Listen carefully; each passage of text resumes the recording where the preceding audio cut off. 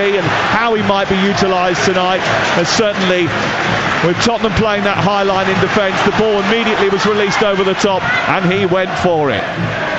Attacking the goal away to our left, Leicester in possession just short of the halfway line in those blue kits and hoping to settle back into Premier League life very quickly. How important do you think the start is, Mark? Yeah, I think like Danny said, I think we really need to start well, Leicester, so it's probably more important for Leicester than it is for Tottenham. I think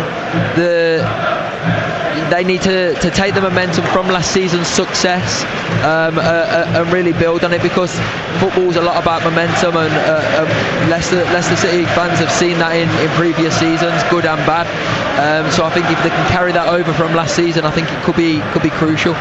Ball kicked clear by Hermansen, straight down the middle of the pitch. It's over the head of everyone. Fatawu turns and says to Hermansen he needs to get him up with a better delivery than that.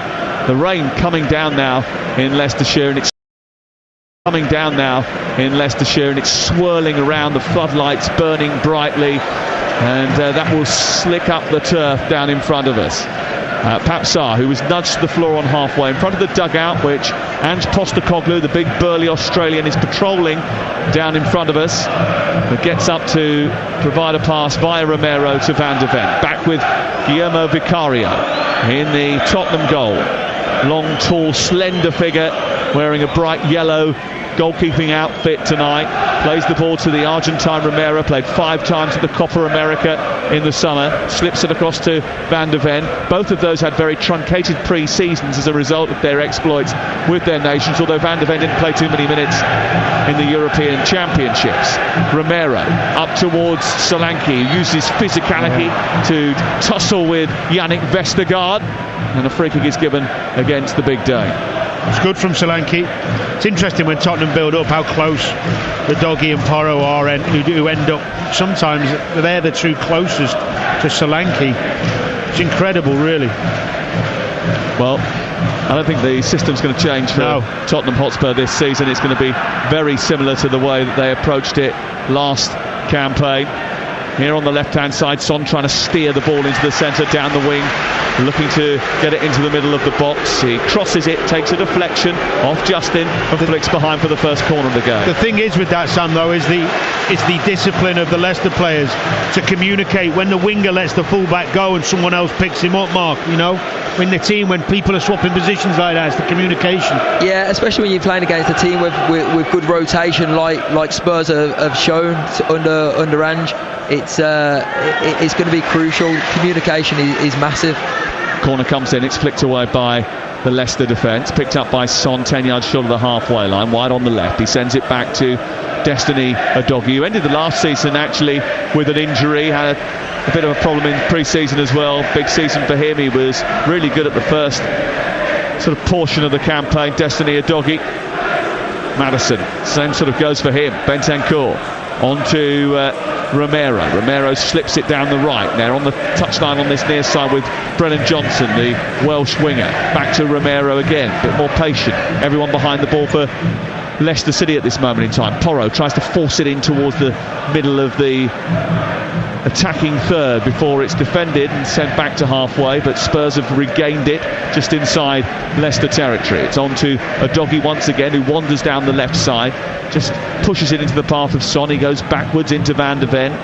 They will want to defend high up the pitch, keep the ball, play through the thirds. Tottenham Hotspur use the fullbacks inside to add extra numbers. Pedro Porro up alongside Solanke at this moment in time, and here he is flicking the ball round the corner, but he's lost it, and Harry Winks, the former Spurs player, picks it up in midfield. He's chased by Bentancur, gives it to Ndidi, who is dispossessed by Johnson. Good tackle up to Solanke from Maddison, edge of the area, goes wide, then follows his run into the box. Son's got it now, tries to trick his way up against Justin, gets to the outside, then to the byline, turns, waits for the run down the outside by Maddison, plays it against the retreating winger Fatawu, and it goes out for a corner over on the far side. Fantastic press from Tottenham when they did lose the ball. It was Porro who lost the ball actually, not Solanke. Just giving him a little break there. You said it was Solanke. I said it was Porro. Oh, did you? Sorry. You weren't listening. I rarely do listen to you. But what about the reaction from the Tottenham players? Brilliant to win it back. Now they've got a corner. over on the far side to be taken by Maddison, as you would expect. He's in towards that near post, a flick on by Bentancur. It's cleared off the line. A wonderful clearance. I think that was Ndidi who got back and scooped it off the line. It comes back towards Brennan Johnson, whose volley is parried away by Hermansen. And Leicester survived 2 quick scares 6 minutes into the game. 0-0 the score. Van der Ven turns up the speed and gets beyond Buonanotte and steers it back to his goalkeeper. Phenomenal recovery from Ndidi off the set play. Didn't win the first ball. Flick on at the near post. I think Solanke's waiting to put it in. Ndidi comes from nowhere. Unbelievable defending. Van der Ven, 0-0 the score. Last season, Enzo Maresca had Leicester playing an attractive brand of football, but it was patient, it was slow, the fans weren't always convinced by it. Steve Cooper's teams don't usually press as aggressively as that. They certainly won't pass the ball as much as an Enzo Maresca team. It will be fascinating to see how they adapt to life in the Premier League, and Steve Cooper sort of indicating that they would have to take some of the best bits of that style of play and try and work out how to make them work at a higher grade of opposition. Just looking back at that chance, that was a fantastic clearance, wasn't it? Yes, yeah, I think it was. I think he gets himself in a great position there. We've got to be more wary on the front post of the flick on, but I think here is Son into the centre. Romero, who gets behind the defence and flicks his header towards goal, and it's saved by Hermansen. The offside flag was up anyway. It was Solanke actually who did get on the end of that, not Romero, and it was saved by Hermansen. Offside flag was. Did he put it up? Are you sure? I didn't see it go Yeah, up. it went straight up over on this near side. You've got to look at 2 areas. Got 2 eyes there. Here is Buonanotte through the legs of the defender, out on this left-hand side. Christensen, who was at Bologna last season, flicks it down the left side for Leicester. They're on the attack here, and it's not a great ball, cut out by Romero, then cleared by Porro, and then upfield by Brennan Johnson. Bout Fast gets there first. Again, Solanke doing good work, causing problems for the defender. As soon as Leicester trying to escape with it, he is a real useful tool for Ange Postecoglou. I mentioned that's why I think Brennan Johnson's going to get a yellow card when the game stops. He did a cheeky little trip on Buonanotte and the referee saw it. The referee is Chris Kavanagh, by the way, and there is a VAR who is involved today, as you would expect. David Cooper, he's been told don't interfere unless you really have to. He's not going to book him. Got away with one there. Here on the near side is Romero infield to Mickey van der Ven, collected by Udogie, and then out to Son far side. Maddison trying to scurry down towards the corner flag, but Justin is there for Leicester to receive it in the right fullback position, steer it centrally, and then Leicester looking to try and build out from the back, just overplaying slightly, and the Tottenham press has succeeded in winning the ball back. Son to Udogie, bounce into the box, looking for Johnson. Christensen coming across on the cover, does well, and manages to clear and get it over the halfway line. He finds himself in great positions, Udogie. It was a turnover again. Poor play from Leicester. Good press from Spurs. Can't quite pick out the final pass, but got to be careful, Leicester. Guillermo Beccaria coming out and playing as a auxiliary central defender, or higher than Christian Romero, as they played out from the back on that occasion.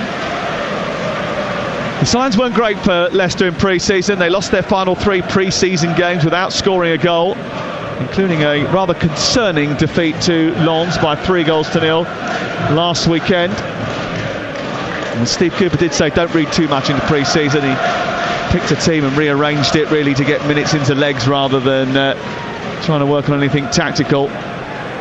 It's all about tonight. 10 minutes gone, 0-0, but here's Son down the left-hand side, getting to the byline. Ball pulls across the face of goal. It takes a deflection off Fast and goes behind and away for another Tottenham corner. That's the quality of Maddison. Biding his time, then picking out Son, opening Leicester up now a little bit too easily. Again, couldn't quite get that final pass.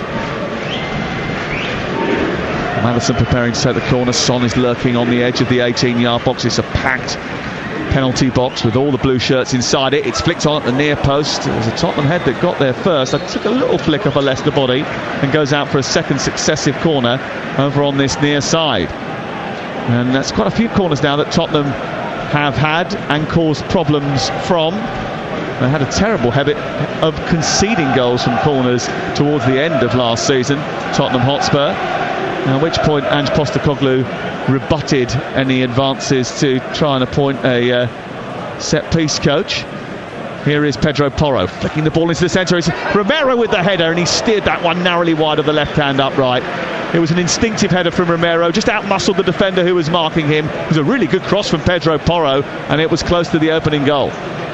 It was a super pass. I mean, you've got to be pressing the ball better there in the wider areas. But when it goes in, we know how good Romero is in the air. Oh, they've given the ball away again. And Tottenham, who won it back high up, almost turned it over well enough. It was a poor throw out by Hermansen, and then Son got hold of it, and he caused all sorts of problems. At the other end, Fatawu getting the better of Destiny Udogie. It goes out of play, and it's away for a throw-in over on the far side. Leicester have got to be a little bit careful. The momentum certainly with Van der Ven brought him down. He'll be an accumulation potentially for a yellow card for the Leicester winger, but this is a good position from a set piece, from a free kick, nice angle, Maddison with the right foot on it. Yeah, send up the big guys from the back, see what they can do. Yeah, it's almost level with the byline on the left hand side. It's about, I'd say, about 10 yards from the edge of the box, and then sort of 5 yards down. It's still a really good crossing position. It's usually where you'd want your sort of fullback to cross from. It's going to be an in-swinger from Maddison. Plenty forward. I'm sure he'll be looking for Dominic Solanke. Left arm in the air, and then a right boot swung at it towards the penalty spot. It doesn't beat the first man. It's headed away. But Pedro Porro will pick it back up about 40 yards from goal. He's going to whip it back in towards the front post. Get a header on it there, Solanke. And again, it's saved. And again, it's on target. And these chances are really totting up now for Tottenham Hotspur. Yeah, it's a lovely ball in from the right. No pressure from Harry Winks there. He stands off. You've got to get up to him. You've got to stop the cross coming in. And Solanke, actually, I think that's not a bad little sort of glancing header. You know, anything that maybe just skips off the surface with the water that's coming down with the rain, it's just going to skid off and potentially make it harder. But, you know, Hermansen with a decent save in the end. But, yeah, at the minute, this is really tough going for Leicester. There's not enough bite from them. And Didi, you know, he's doing a lot of defensive work, but not getting in that centre midfield role. Winks isn't putting a foot in. Yeah, they need somebody just to get the sort of spark going in them a little bit. It's all a little bit too easy at the moment against Steve Cooper's men, of course. Took over after Enzo Maresca left for Chelsea. His first game in charge of them was yesterday afternoon, a 2-0 loss to the champions Manchester City, of course. But here come Leicester now. That's a poor ball though from Ndidi. It was towards Christensen, who tried to get the ball back from Pedro Porro, a little bit overzealous and committed a foul. It was just a one-year absence for Leicester from the Premier League, of course, but there is that possible considerable points deduction that sort of looms over their heads and puts a sort of a little bit of a downer on any sort of hope that they might have to stay up this season. Of course, it remains to be seen. They could come away with that from nothing. They made a considerable amount of signings as well. They've recruited well by the looks of it, haven't they? They've given themselves the best of chances. They have. I think there's probably worse squads potentially when you look at it. I think there's not bad players in here for Leicester. It's just it all needs to click for them. Maybe could do with it with a couple more signings. Of course, they've just got Oliver Skipp, haven't they, ahead of this game, arriving from Tottenham. Here's Deco Overeed from Fatawu inside the box on the left-hand side. Cuts away from goal under pressure from Johnson. Then Christensen goes all the way back to the halfway line for Wout Fast. Pressure on Justin now, round the corner to Buonanotte, but halfway into the Spurs half. Justin picks it up again. Buonanotte trying to get the better of Bentancur, but that's a good challenge from him to win the ball back and to try and win himself a throw-in as well. Doesn't. It's going to be a Leicester one on the right-hand side. A rare foray forward there for Leicester. They seem to be looking for Buonanotte quite often. They clearly know his talent playing in that number 10.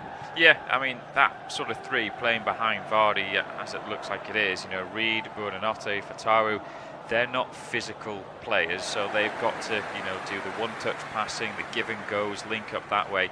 If it comes into a bit of an arm wrestle, they're not going to win anything like that. Spurs will happily defend, but they've got to use the pace and the bit of trickery that they have. I thought Buonanotte was a great signing for Leicester. I thought it was a strange one that Brighton let him go for how regularly featured last season. Of course, new manager in Fabian Herzl, who's come in and started off well. Maybe just didn't think that Buonanotte was in his plans, but they let him go on loan, and yeah, it's certainly someone who could have an impact for them. Yeah, he's played 40 Premier League games over the couple of years that he's been at the club. He played 27 last season, 3 goals and an assist as well, but they got off to a good start as well, didn't they? Brighton, so not missing him at the moment. Here's Maddison to Johnson on the right hand side, decent touch inside the area, drills it across, it takes a deflection from Wout fast and goes out of play for another corner on the right hand side. Lovely ball from Maddison to set Johnson away there. Yeah, nice again, switch of play using the width that they've got. This time it was Johnson over on the right side, and he had a poor first touch but had enough pace to get it on the second go. And yeah, the ball wasn't great for Johnson, but they got the second best thing, which is another corner. Yeah, they've had all the corners in this game so far. They've had all the attempts as well. 5 shots, 3 on target, a couple of block shots as well, 1 wide. It's going to be the 6th corner of the game then from Maddison towards the penalty spot. It's going to drop on the edge for Son. Can he get a shot away? He does. It again is blocked. Has it just gone wide? No, it does. It was blocked by Buonanotte. It's not that bad. 7th corner coming up now. I thought, Son should have hit this straight away when it comes towards him. Yep. It was just a nice one. Coming towards him, he hit it with the left or the right, took a touch and allowed Buonanotte to get a good block in. It will be from the left-hand side of Spurs. It's going to be an in-swinger then from James Maddison. He's had a few good deliveries, but this one goes short. It's towards Heung-min Son on the corner of the box. Square now for Pedro Porro. Thought about the cross, then goes back to Son, thinks better of it, under pressure from Buonanotte, goes round him easily, gets across him with his left, but that's a poor ball and out for a goal kick. Yeah, very disappointing. It was really good play from Son there, just has that little bit of acceleration to get away, and a bit more strength. I mentioned before, Buonanotte doesn't really have it, but just to sort of brush him off and gets into the position to try and whip it in, but left-footed, maybe not the stronger foot for Son, and just doesn't get the whip or anything like the delivery he would have wanted. Mentioned Skip before, he's in the stands this evening at the King Power. Whether he comes straight in for the next game, we were debating, weren't we? We're not too sure. They're all much of a muchness really. Winks and Didi, Skip, of course. Winks and Skip, played together, very minimal, but played together when they had their time at Tottenham Hotspur. So maybe that's something that Steve Cooper's looked at. But again, 25 million for Skip for a player who has to play that much is a big price. The goal kicks intercepted by Spurs. On the right hand side now is Johnson, finds Maddison inside the area. Lovely touch towards Dominic Solanke, who goes down under pressure from Vestergaard. He's on the floor with his hands in the air, but I don't think anything doing there for referee Chris Kavanagh. No, I think there's a foot sort of put out. Is it Solanke just? Yeah, he sticks it out there, Vestergaard, doesn't he? Sort of flicks out the right leg, but not enough for Solanke to go down how he did for me. There's a kind of like the right leg brushes the left thigh of Solanke, but no, not to make him spin down on the floor. And it's seen the same way by the referee as well, and play continues. Udogie heads away, but only as far as Buonanotte. Forward for Tawu. Plenty of bodies in white in front of him, under pressure from Udogie, and it's conceded a free kick as well. About 35 yards from goal. It's a decent range for Leicester here, and a potential to have a first shot on target. This is the closest they've come anywhere to Tottenham's penalty area. It's been that one-sided at the moment, one-way traffic, and they managed to keep things at 0-0. It's not the great angle, this one, very central, but it is a chance for them just to try and dink one into the box potentially, and maybe see someone like a Vestergaard or a Fast get on the end of. 20.5 minutes gone. Leicester 0, Tottenham 0. It's going to be Buonanotte and Winks over it. It probably is a crossing position. I thought it was a little bit closer to goal than it was, so it definitely will go into the box. Fast is up there, indeed he's up there. Left arm in the air from Winks, taken short towards Zekadoveri, dink towards the back seat for Vestergaard, but it's headed away by Romero. It was up rather than out, and then cleared away off the right boot of the South American. And out for a throw-in on the right-hand side. It was clearly something that they worked, Leicester, but that ball towards Vestergaard needed to be better. Yeah, it wasn't quite good enough there from Reed, was it? They caught Spurs snapping a little bit when they played it short, but yeah, next ball needed to be better. Here's Buonanotte dinked inside the area looking for Decordova-Reid. He won't just get there though, it'll just bounce before he gets a touch to it. Decent idea over the top for the Leicester debutant. Signed as he signed from Fulham, but his contract had expired, so he was technically a free agent.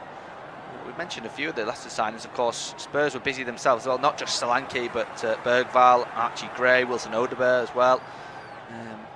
So we could see at least 2 of those feature this evening, because Gray is on the bench with Bergvall. Another man who's almost like a new signing to Spurs, really, in Jed Spence. He was obviously on loan, has had a few loans, hasn't he, the last few years, but he featured in pre-season for Postecoglou, and he didn't seem to have a problem with him when maybe other managers did.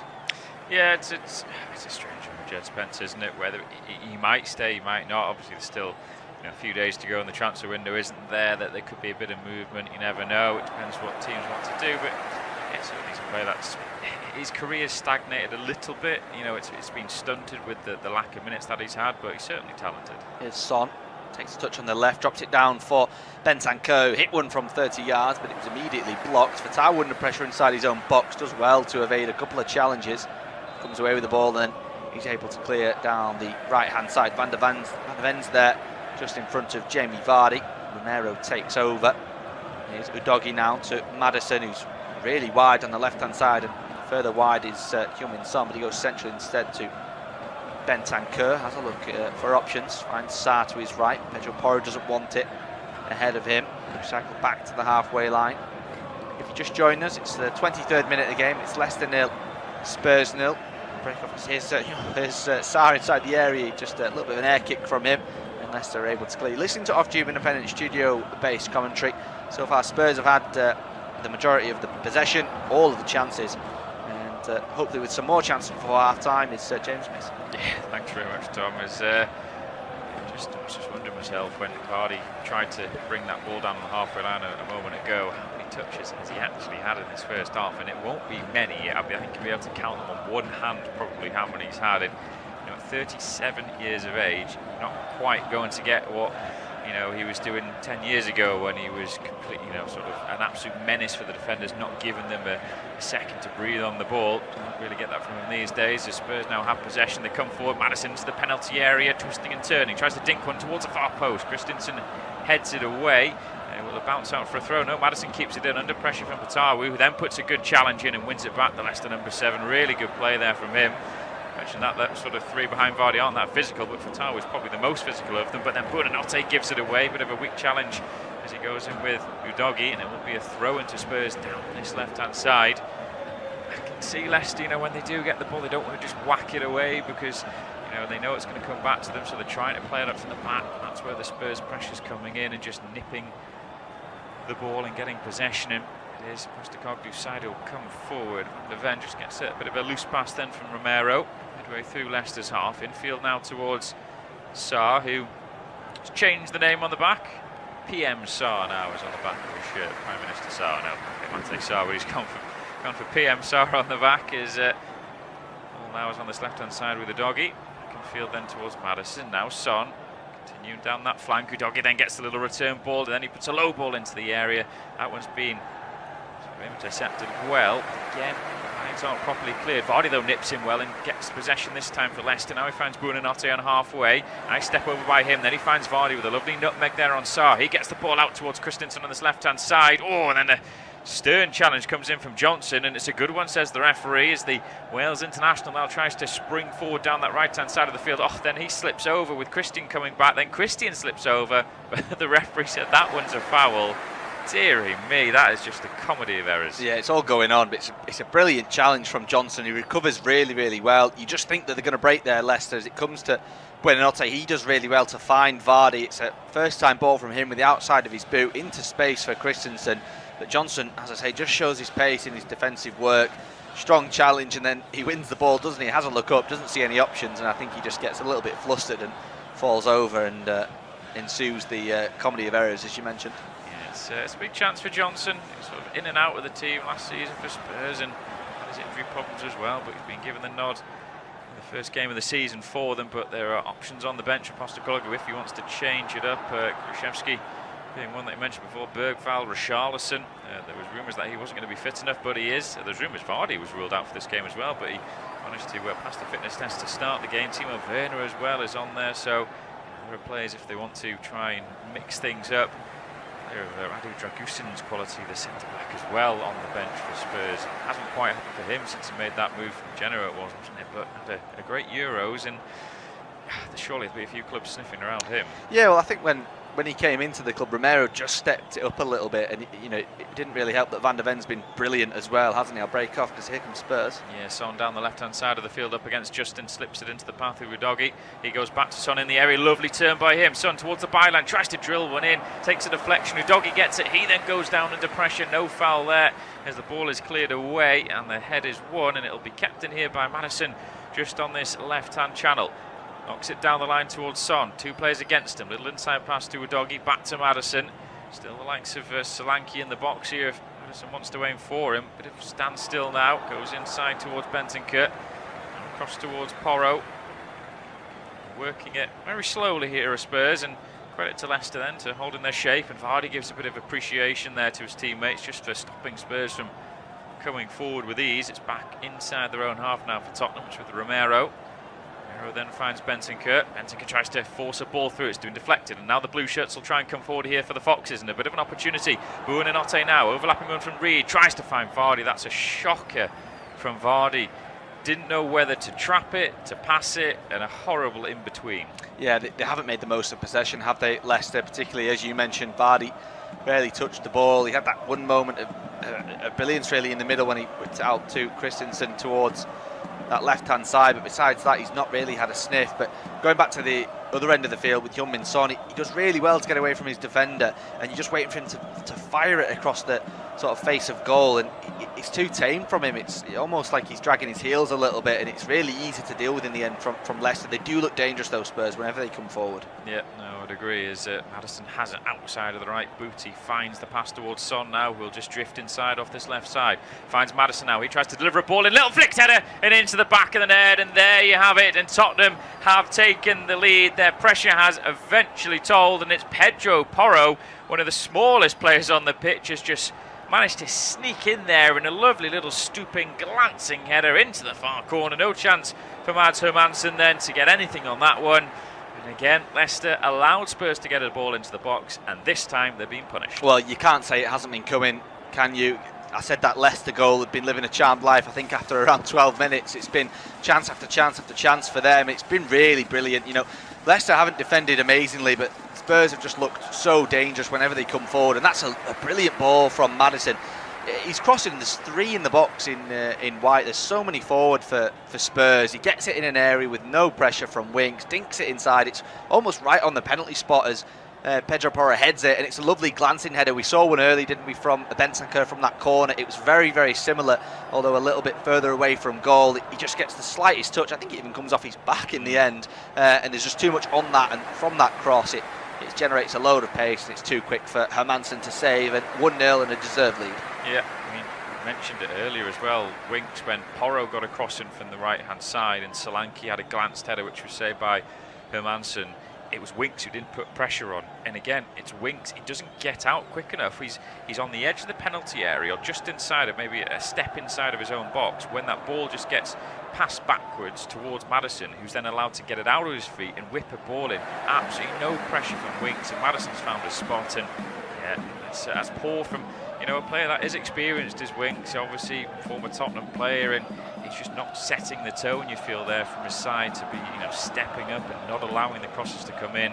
They've allowed one too many. Spurs now have taken the lead, and a bit of work for Steve Cooper now to do in his first competitive match in charge of the Foxes, as Val Fass is adjudged to have just taken away the ankles of Porro. And there will be a free kick on the right-hand side. 8 shots for Spurs, 5 on target, 20 touches in the opposition box and 69% possession. 1 touch in the opposition box for the Foxes. This free kick comes in now, and it's bent in, and it's going to be, well, should be dealt with here by Justin. A bit of a sort of flick away, but I think the flag has gone up anyway, so it'll be a free kick to Leicester. Yeah, they just look really uncomfortable in possession, Leicester, don't they? Whenever they get the ball, they look really panicked, and you know, that's partly because they probably are panicked being back in the Premier League, but also Spurs are putting them under heavy amounts of pressure on and off the ball, making it really difficult for them. You can see even now, 31 minutes in, they've got so many bodies behind the ball. I thought it was a good challenge there from Ndidi. Yeah, he's a little bit rash. I think Maddison's very clever. He knows Ndidi's right up against him, and he just puts his foot, I think, in between the ball and Ndidi's foot. We'll see this one again. Yeah, he does just enough. He gets his body in between. Indeed, he knows he's there. He has a little look, Maddison. and just make sure that there's contact made on him before the ball. Yeah, it is smart from Maddison. He does really well with his back to goal. We've seen already him and Son, they're instrumental so far in this lead for Spurs. It was Porro that got the ball, but he's not really been involved too much, has he? He's had that cross, that, as you mentioned, towards Solanke, had that header. But in terms of the build-up play, he hasn't really been involved. He just ghosted in for that goal, took it well, but it has been Maddison and Son, and Udogie as well, down the left-hand side, that are bringing Spurs forward. This will be a really good chance for Maddison. Yeah, I can only think he's going to try and have a shot here, Maddison. A few big puffs out there. It's around 20, 25 yards, something like that here. Trying to whip one with the right foot. He steps up the number 10. Actually dinks it towards the far post. Nobody's there. Free chance here. Oh, and a volley right across the face of goal there by Brennan Johnson. Well, I think everyone was caught out there, but the Leicester defence especially. Maddison's just flicked it towards the far post. There's two Spurs players there. There's Romero. It's over his head, but there's Johnson. Don't know whether he was going for a shot or a pass, but it's just gone in between. Yeah, it was a very tight angle, wasn't it? It would have been really difficult to get that into the back of the net. The angle's made even tighter by decent position actually from Hermansen. Forced him a little bit wider there, Johnson. If he takes a little bit off that, maybe Heung-min Son could just poke it home with the back stick, but of course, I think the pace that he hits it, he really lashes it. I think he is probably going for goal there, Johnson, but again, it's another chance created for Spurs. It is indeed. Bouncing ball here for Spurs to deal with, which they just about do, but Leicester have won it back now. Fatawu down the right-hand side. Nice bit of acceleration by him, and trickery. Tries to get away from Udogie, but that's a really good, solid challenge from Udogie. Sticks the shoulder in 50-50, wins the ball back. Gets a little lucky here trying to play it out as Justin is putting pressure on, but Spurs now recycle it inside their own penalty area and they'll start again. But I mentioned the physicality, the lack of it from the Leicester forward by Vardy, but he's not getting anywhere close to use his physical presence. And that was far too easy for Udogie.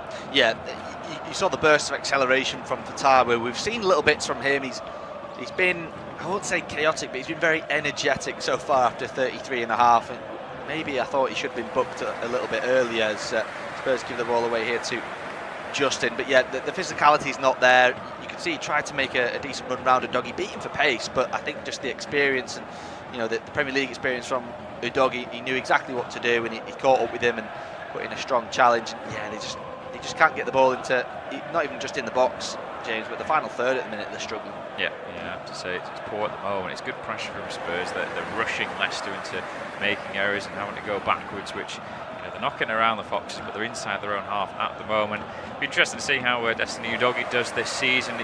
He's a raw talent in the last campaign, and he was a bit rash in some of the challenges. Picked up yellows, picked up a red, I seem to remember.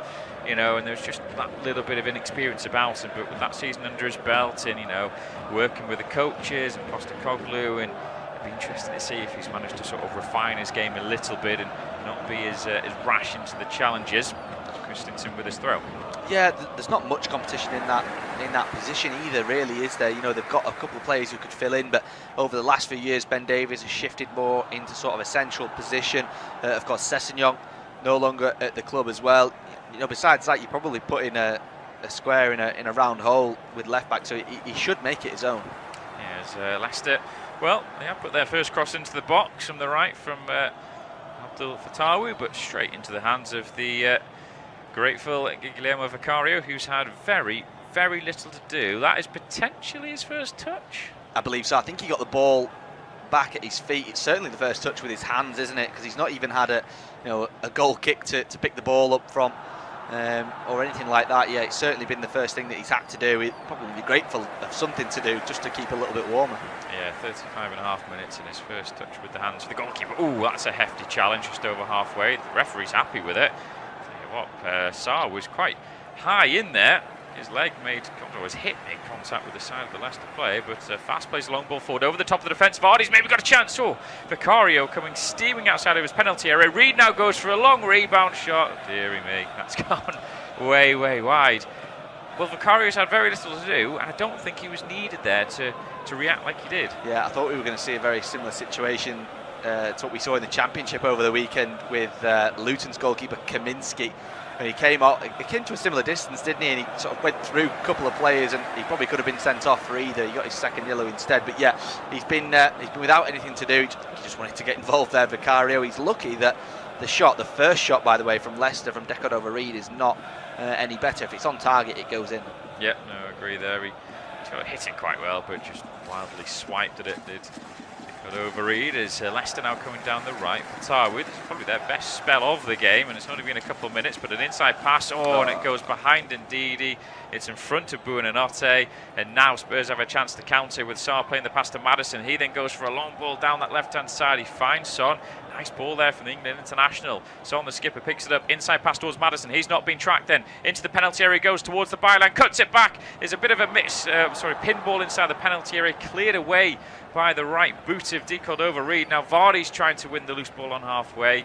It'll be brought down by Tottenham with Romero, now with Bentancur, and they'll start again. But how easy is that? Nobody is tracking the runners for Leicester. Nobody's tracking the Spurs runners coming in from deep, and you've got to look at the centre midfield and say, who is going with them? Yeah, they're making it too easy, aren't they, for Spurs? They're not doing the basics very well, off and on the ball, particularly off the ball, because they haven't had much of possession, but it's all too easy for Spurs. They're walking through them at the minute. I'm really shocked it's not more than one. Of course, they had a lot of missed chances. A little bit of a feisty challenge there from Vardy. Yeah, I think maybe needs that. It needs someone from Leicester just putting a little bit of a foot in somewhere, obviously making it legal. As Son has the ball on this left side, just in off the touchline, finds Maddison now. Maddison then goes back towards Son, fizzes it into him, then heavy first touch for Tau does well. Does he keep that one in? I think he does. Toe pokes it inside towards Buonanotte. Oh, lovely skill by him. Footwork up towards halfway, but again, Bentancur was straight back there to win it. There was Van der Ven who was coming across as well. There's just not enough support. Yeah, well, that's the difference between the two at the minute, isn't it? It's Bentancur tracking back, making challenges, and the Leicester central midfielders aren't doing that at the minute. Indeed, and it's Spurs once again coming forward. It's Son down this left side. I think Leicester will be happy that it's only 1-0 to Spurs as things stand. 38.5 minutes gone. Maddison, that's a lovely curling ball from left to right now. Looking forward, Johnson. Poor first touch by as international, but he will get a sided throw. Christensen can only toe poke it out. It's been inconsistent from Johnson, which is the type of player I think he is. He's still not the finished article, not refined enough. As the ball is back to Porro, he goes inside towards Van der Ven to try and come forward now. Finds Maddison, who is involved in a lot of the attacking work that Spurs are doing, but he's being allowed that freedom, allowed that space. Somebody man marking him from a Leicester perspective. Gone halfway, and all this will be is quite energy sapping for Leicester. Yeah, Maddison, just on him, yeah, he's orchestrating things, isn't he? He's everywhere as well. We've seen him pop up on the left where the ball is now, on the middle, on the right as well. He's put balls into the box. He's tried to play balls through the line. He's done his defensive work as well. He's been brilliant after 40 minutes. Yeah, it will really be energy sapping for Leicester. All men behind the ball now, and they're just trying to chase it, but they look like a side that they're beat already in this game, you would say, because Spurs have just been so dominant. Yeah, agreed. I think all Postecoglou will be disappointed with. That mentions the fact it's only one with the chances they've had. It's now with Udogie, and he thought under a bit of pressure, he does give it away. Actually, Buonanotte sticks to his tack. Now there's a little pull of the shirt, and this should be the first yellow card here for Destiny Udogie. I think he's going to get away with it, but it's a clear pull on the shirt of Buonanotte. He was driving over halfway. Yeah, well, I thought he was going to go down there, Buonanotte. It's good that he didn't, and it's good that the referee gave the free kick even though he didn't go down, because you see that so often, I think, in that position where they will go down when they don't really need to, but he gets the free kick either way. But I think that should be a yellow card, I agree. He's got the break. If he gets past Udogie, he's only got one defender to beat.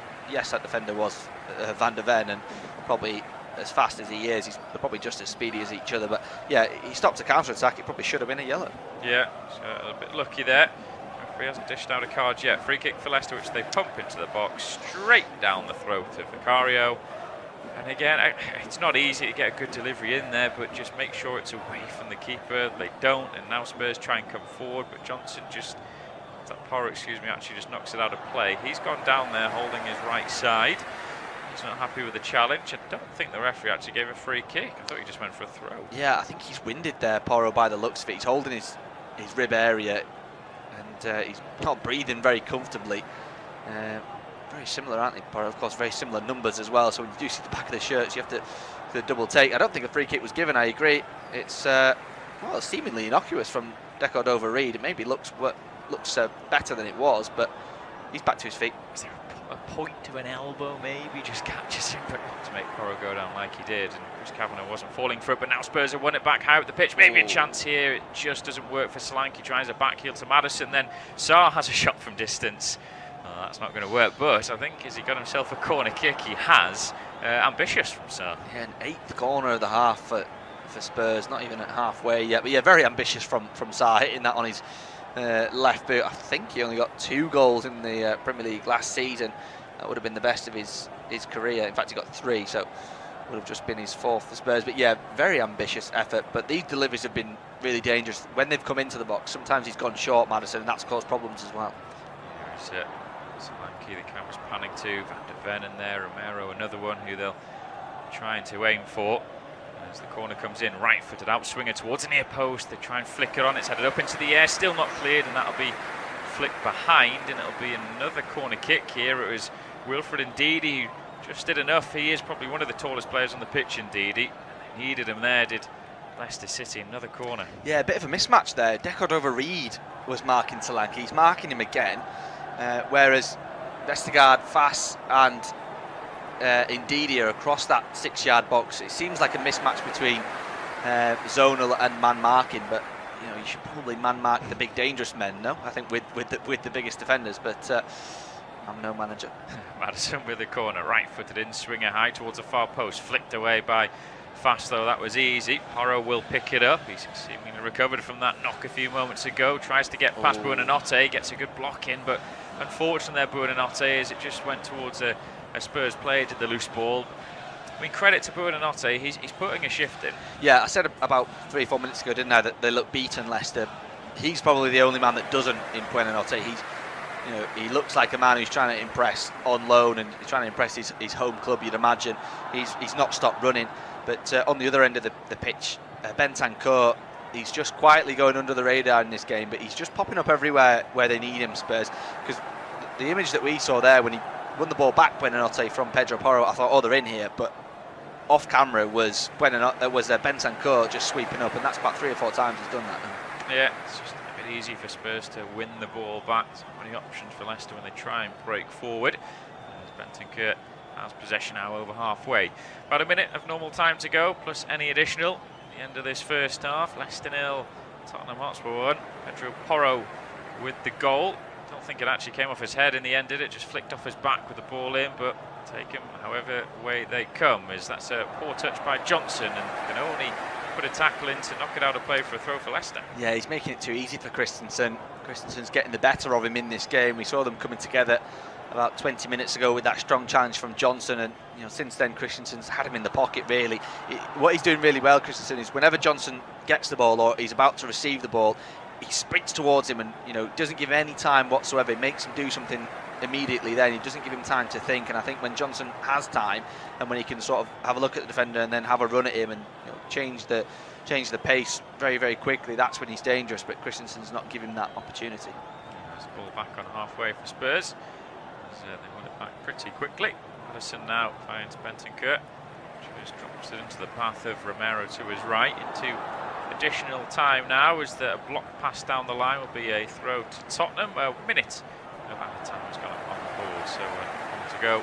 So Chris Kavanagh blows for the end of this first period, and what Ange Postecoglou will be happy with, content with. Maybe would want to decide to be more than 1-0 ahead, but got the victory as things stand, but still another 45 to go. Porro looking for options to take this throw. He just launched it down the line. That looked like a foul throw, and then Leicester have actually won it back. They hit it off Porro. That'll be a throw for the Foxes, so I don't think he'll be in any hurry really to take this. I think they're in need of getting in at the break, maybe having a different look at things. Will Steve Cooper think, no, Vardy's not doing it up there, we need a little bit more pace? I mean, Tom Cannon is someone to come on, at least put himself about. Stefan Mavropanos, another. Casey McAteer.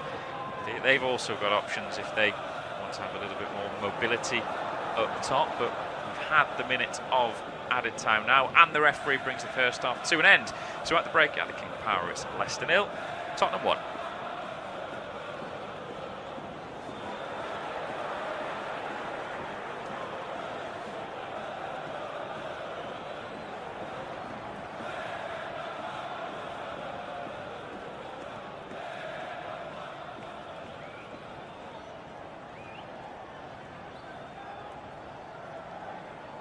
Half-time in the game between Leicester and Tottenham Hotspur, and it's been chance after chance after chance for Ange Postecoglou's side. The goal of Leicester City was living a charmed life for the majority of that first half, but they finally broke through Tottenham. It was Pedro Porro who got on the end of a delicious James Maddison cross. He headed it, or rather it hit off the back of Pedro Porro, and it went past Hermansen in goal. They've had all the chances, all the possession, and they're lucky that it's just 1-0 Leicester. It's half-time, Leicester 0, Spurs 1.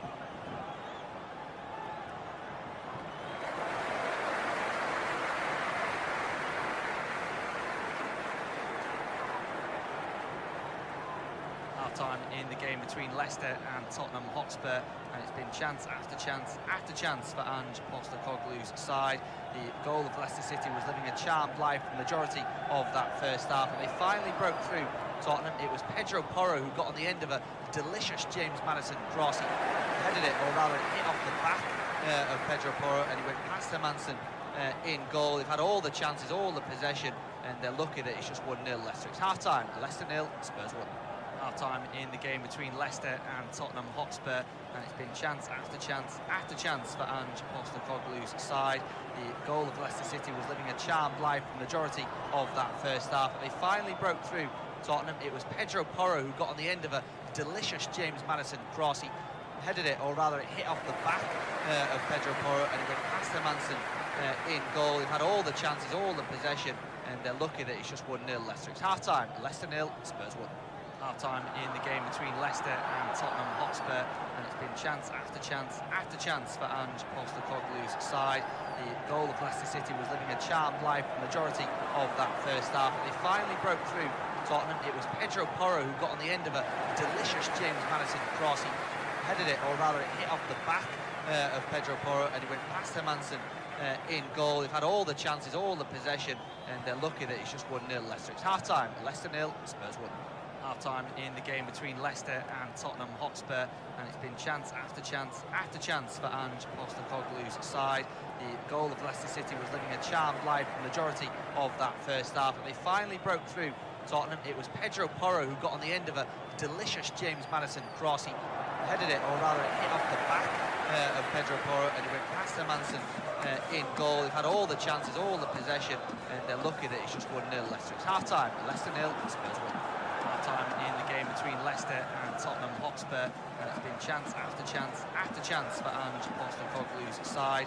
The goal of Leicester City was living a charmed life for the majority of that first half, but they finally broke through Tottenham. It was Pedro Porro who got on the end of a delicious James Maddison cross. He headed it, or rather it hit off the back of Pedro Porro, and he went past Hermansen in goal. They've had all the chances, all the possession, and they're lucky that it's just 1-0 Leicester. It's half-time, Leicester 0, Spurs 1. Half-time in the game between Leicester and Tottenham Hotspur, and it's been chance after chance after chance for Ange Postecoglou's side.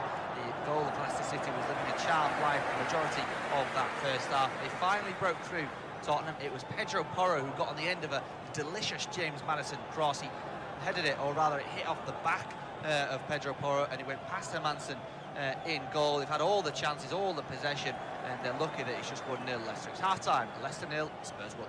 Half-time in the game between Leicester and Tottenham Hotspur, and it's been chance after chance after chance for Ange Postecoglou's side. The goal of Leicester City was living a charmed life for the majority of that first half, but they finally broke through Tottenham. It was Pedro Porro who got on the end of a delicious James Maddison cross. He headed it, or rather it hit off the back of Pedro Porro, and he went past Hermansen in goal. They've had all the chances, all the possession, and they're lucky that it's just 1-0 Leicester. It's half-time, Leicester 0, Spurs 1. Half-time in the game between Leicester and Tottenham Hotspur, and it's been chance after chance after chance for Ange Postecoglou's side. The goal of Leicester City was living a charmed life for the majority of that first half, but they finally broke through Tottenham. It was Pedro Porro who got on the end of a delicious James Maddison cross. He headed it, or rather it hit off the back of Pedro Porro, and he went past Hermansen in goal. They've had all the chances, all the possession, and they're lucky that it's just 1-0 Leicester. It's half-time, Leicester 0, Spurs 1. Half-time in the game between Leicester and Tottenham Hotspur, and it's been chance after chance after chance for Ange Postecoglou's side. The goal of Leicester City was living a charmed life for the majority of that first half, but they finally broke through Tottenham. It was Pedro Porro who got on the end of a delicious James Maddison cross. He headed it, or rather it hit off the back of Pedro Porro, and it went past Hermansen in goal. They've had all the chances, all the possession, and they're lucky that it's just 1-0 Leicester. It's half-time, Leicester 0, Spurs 1. Half-time in the game between Leicester and Tottenham Hotspur, and it's been chance after chance after chance for Ange Postecoglou's side.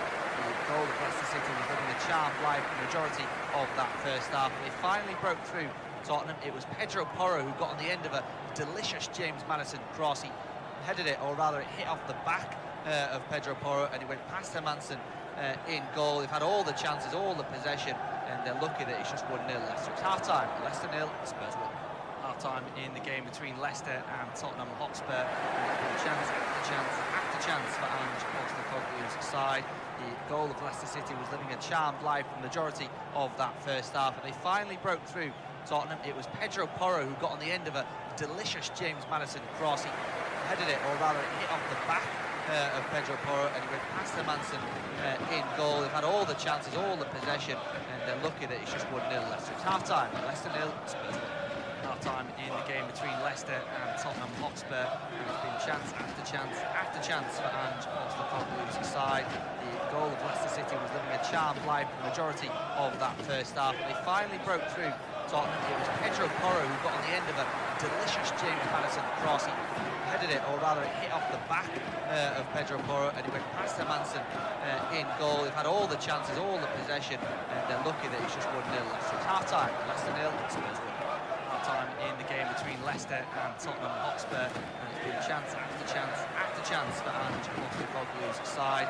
The goal of Leicester City was living a charmed life for the majority of that first half, but they finally broke through Tottenham. It was Pedro Porro who got on the end of a delicious James Maddison cross. He headed it, or rather it hit off the back of Pedro Porro, and it went past Hermansen in goal. They've had all the chances, all the possession, and they're lucky that it's just 1-0 Leicester. It's half-time, Leicester 0, Spurs 1. Half-time in the game between Leicester and Tottenham Hotspur, and it's been chance after chance after chance for Ange Postecoglou's side.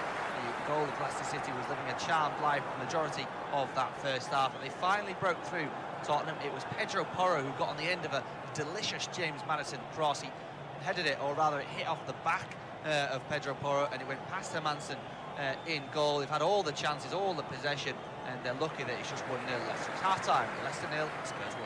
Half-time in the game between Leicester and Tottenham Hotspur, and it's been chance after chance after chance for Ange Postecoglou's side. The goal of Leicester City was living a charmed life for the majority of that first half, and they finally broke through Tottenham. It was Pedro Porro who got on the end of a delicious James Maddison cross. He headed it, or rather it hit off the back of Pedro Porro, and it went past Hermansen in goal. They've had all the chances, all the possession, and they're lucky that it's just 1-0 Leicester. It's half-time, Leicester 0, Spurs 1. Half-time in the game between Leicester and Tottenham Hotspur, and it's been chance after chance after chance for Ange Postecoglou's side. The goal of Leicester City was living a charmed life for the majority of that first half, and they finally broke through Tottenham. It was Pedro Porro who got on the end of a delicious James Maddison cross. He headed it, or rather it hit off the back of Pedro Porro, and it went past Hermansen in goal. They've had all the chances, all the possession, and they're lucky that it's just 1-0 Leicester. It's half-time, Leicester 0, Spurs 1. Half-time in the game between Leicester and Tottenham Hotspur, and it's been chance after chance after chance for Ange Postecoglou's side. The goal of Leicester City was living a charmed life for the majority of that first half, and they finally broke through Tottenham. It was Pedro Porro who got on the end of a delicious James Maddison cross. He headed it, or rather it hit off the back of Pedro Porro, and it went past Hermansen in goal. They've had all the chances, all the possession, and they're lucky that it's just 1-0 Leicester. It's half-time, Leicester 0, Spurs 1. Half-time in the game between Leicester and Tottenham Hotspur, and it's been chance after chance after chance for Ange Postecoglou's side. The goal of Leicester City was living a charmed life for the majority of that first half, but they finally broke through Tottenham. It was Pedro Porro who got on the end of a delicious James Maddison cross. He headed it, or rather it hit off the back of Pedro Porro, and it went past Hermansen in goal. They've had all the chances, all the possession, and they're lucky that it's just 1-0 Leicester. It's half-time, Leicester 0, Spurs 1. Half-time in the game between Leicester and Tottenham Hotspur, and it's been chance after chance after chance for Ange Postecoglou's side. The goal of Leicester City was living a charmed life for the majority of that first half, and they finally broke through Tottenham. It was Pedro Porro who got on the end of a delicious James Maddison cross. He headed it, or rather it hit off the back of Pedro Porro, and it went past Hermansen in goal. They've had all the chances, all the possession, and they're lucky that it's just 1-0 Leicester. It's half-time, Leicester 0, Spurs 1.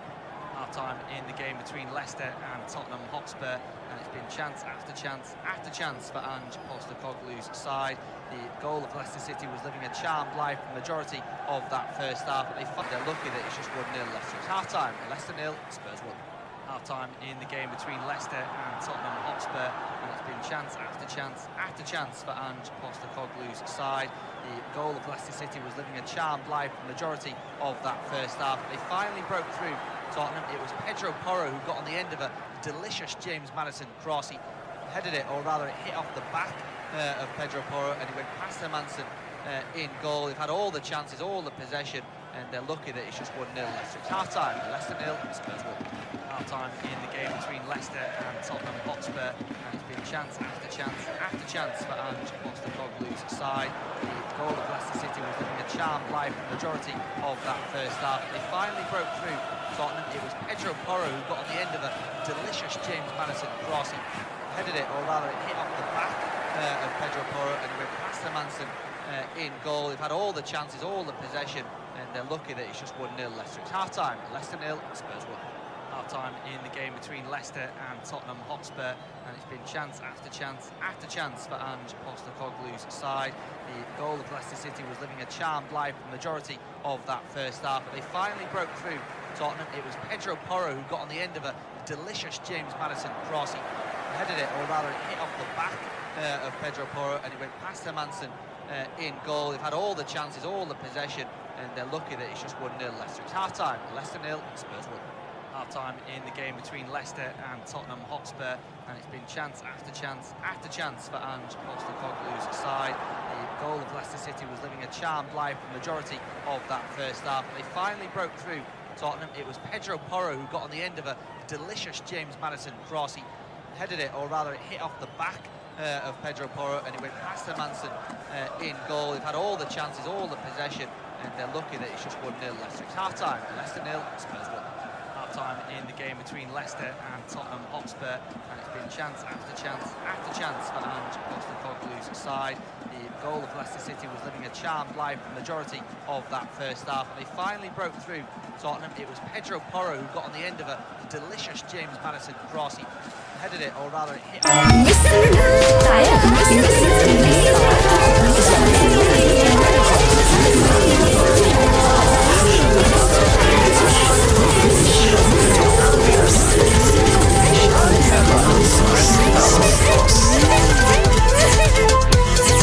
Leicester City was living a charmed life for the majority of that first half, and they finally broke through Tottenham. It was Pedro Porro who got on the end of a delicious James Maddison cross. He headed it, or rather it hit off the back of Pedro Porro, and it went past Hermansen in goal. They've had all the chances, all the possession, and they're lucky that it's just 1-0 Leicester. It's half-time, Leicester 0, Spurs 1. Half-time in the game between Leicester and Tottenham Hotspur, and it's been chance after chance after chance for Ange Postecoglou's side. The goal of Leicester City was living a charmed life for the majority of that first half, and they finally broke through Tottenham. It was Pedro Porro who got on the end of a delicious James Maddison cross. He headed it, or rather it hit off the back of Pedro Porro, and it went past Hermansen in goal. They've had all the chances, all the possession, and they're lucky that it's just 1-0 Leicester. It's half-time, Leicester 0, Spurs 1. Half-time in the game between Leicester and Tottenham Hotspur, and it's been chance after chance after chance for Ange Postecoglou's side. The goal of Leicester City was living a charmed life for the majority of that first half, and they finally broke through Tottenham. It was Pedro Porro who got on the end of a delicious James Maddison cross. He headed it, or rather it hit off the back of Pedro Porro, and it went past Hermansen in goal. They've had all the chances, all the possession, and they're lucky that it's just 1-0 Leicester. It's half-time, Leicester 0, Spurs 1. Half-time in the game between Leicester and Tottenham Hotspur, and it's been chance after chance after chance for Ange Postecoglou's side. The goal of Leicester City was living a charmed life for the majority of that first half. They finally broke through Tottenham. It was Pedro Porro who got on the end of a delicious James Maddison cross. He headed it, or rather it hit off the back of Pedro Porro, and it went past Hermansen in goal. They've had all the chances, all the possession, and they're lucky that it's just 1-0 Leicester. It's half-time, Leicester 0, Spurs 1. Half-time in. And a warm welcome along to this second half that is just about to get underway. It will be Leicester to kick us off in this second period. It's myself, Tom Wilson, joined again for the second half with James Mason. 1-0 at half-time. Spurs dominated that first half. It was, your guess is as good as mine as to how it wasn't more than one going into the break, but they finally did break the deadlock, and it was Pedro Porro on the end of a James Maddison cross. I say he headed it into the back of the net. It came off his back actually before it beat Hermansen and into the goal. And that's the only goal to separate the two sides, although the eye test would suggest that these two are very separate indeed in terms of the quality and the difference between them. Leicester will eventually get themselves another goal. It says about Steve Cooper that he's not made any changes at half-time because, you know, I think the game is maybe screaming out for just something different. I know they're sort of a class below Spurs. You can see that in the first 45, but does he just trust his players that he's got out there? He's probably maybe giving them a bit of a talking to at the break, and he's just trying to see if there's going to be a response from them. Give them 10 minutes, maybe till 55. If he's not seen anything, if it's still the same pattern, then he knows that he'll have to change something up. You know, maybe he doesn't want to be too rash with the decisions, but I mean, we could kind of see that something, an alteration was needed. I don't think 10 minutes in the second half is really going to make any changes, but you never know. I thought, I was going to say that play does continue, or rather the trends continue from the first half, because I thought we had a first corner of the second half, 9 that we had in the first for Spurs, but it had just gone out for a throw-in. That throw's taken, and then Fatawu commits a foul. Not his first, he's been involved 2 or 3 times, the speedy winger on that right-hand side for Leicester.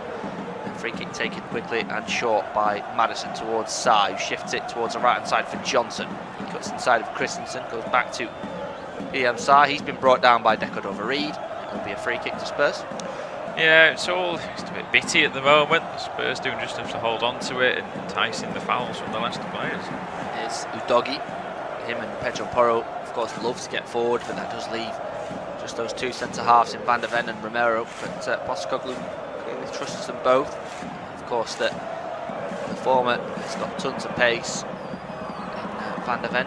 Vicario off his line by about 30 yards here. Fires one forward towards the right-hand side for Johnson. The header's won by Christensen for Leicester, though. Goes out of play for a throw-in on the right-hand side. That was a key battle in the first half, wasn't it? Johnson against Christensen, which the latter probably won. Johnson, in the same way that we spoke about Leicester, these Leicester players probably have about 10-15 minutes to impress before they're substituted. I would imagine the same could be said for Johnson. Yeah, no, I'd agree. He wasn't really... He was too inconsistent, did some good things, but not enough good things. There was a few poor errors in there, and just seen an absolute another one. He's trying to knock it past Christensen, and maybe a little bit lucky, it flicked off the legs of the Leicester defender. I'm not too sure, but the camera's now just panned to the Spurs bench, seeing Richarlison there, you know, Kulusevski, Bergval, Werner as well could come on in that position. You'll be under pressure, I think, Johnson, to say to Postecoglou I deserve to stay on the pitch. Yeah, there's so much competition now in this Spurs squad. Corner, I think it is. Yes, it is the first corner of the second half. It's going to be for Tottenham Hotspur.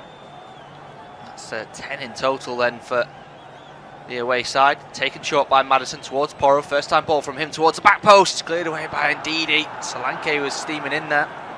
Yeah, really good ball in once again. Not for the first time, indeed. He's been in there, getting a good head to it. You know, he cleared one off the line in the first half. He's arguably one of the best defensive players for Leicester in this game. Of course, you know, he's playing centre mid in this one, but he has played centre back on quite a few occasions for the Foxes when he was needed with the injury crisis they had. Yeah, Solanke holds it up well and beats a couple of players. Tries to find a teammate.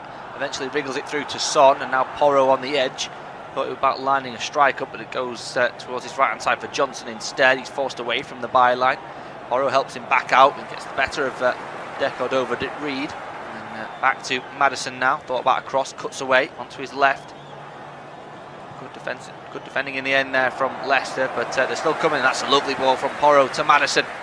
Maddison strikes one, but it's blocked by Christensen. Deco-Reed underneath it, and Pedro Porro into the back of him. I thought for just a minute that they were going to swap roles there. Maddison set up Pedro Porro in the first half, and Porro tried to return the favour. Yeah, but again, it's no tracking. I mean, it was a lovely play by Maddison and Porro there, but a nutmeg on Deco-Reed, but no one was sort of spotting that. What was an easy, simple run for Maddison there, just to, you know, give it to Porro, go for the 1-2, and Yeah, nice little sort of cut inside, but I don't think the shot was the right one there. That's when you probably want the pass from him. Hindsight's a wonderful thing, but it's completely the same pattern, this, isn't it, as the first half. It's just Tottenham pressure, Leicester having none of the ball. It's a matter of time before it's going to be two, surely. Free kick for Leicester, by the way. Porro went into the back of Deco-Reed. That was taken, and Leicester come forward now down the right hand side with Buonanotte. There's space, and there's a 2-on-1 with Vardy and Deco-Reed. Vardy 2, Deco-Reed hits it, but that's lovely recovery there from Sarr just to get in front of the former Fulham man and block his shot right at the last moment. And it's going to be offside anyway, but we have another chance for Leicester, although probably won't count on the stats. No, but that's the absolute difference, because Pape Sarr from centre mid has tracked all the way back. He's tracked Reed all the way back there, kept with him and put a really good block in. He's realised the danger, where it's not the same from a Leicester defence perspective. None of the midfielders are tracking back there, and yeah, that was a really good block. We said offside in the end. I thought Vardy thought when he sort of took the touch and he opened his body that he was going to try and get the shot away. I think if he was trying to, or what he did, I think he should have got the shot away. If he was going to pass it, he should have passed it earlier, diagonal to Deco-Reed, and not held on to it. Again, that was maybe just to Vardy. That's a touch rusty in this game. Yeah, chance gone. 52 minutes in this game. Leicester 0, Spurs 1. It's about 74% possession at the minute for the away side as Maddison picks it up. The former Leicester City player, of course. He's going to shift it into the semicircle and then out towards this near right hand side for Sarr. Down the line to Johnson, central to Porro. There was a miscommunication there as Porro tries to find the Welsh international, and he can't. He goes out of play for a throw-in instead to Steve Cooper's side. Christensen takes it back to Deco-Reed. Indeed, he takes it off him and then goes all the way back to Hermansen in goal.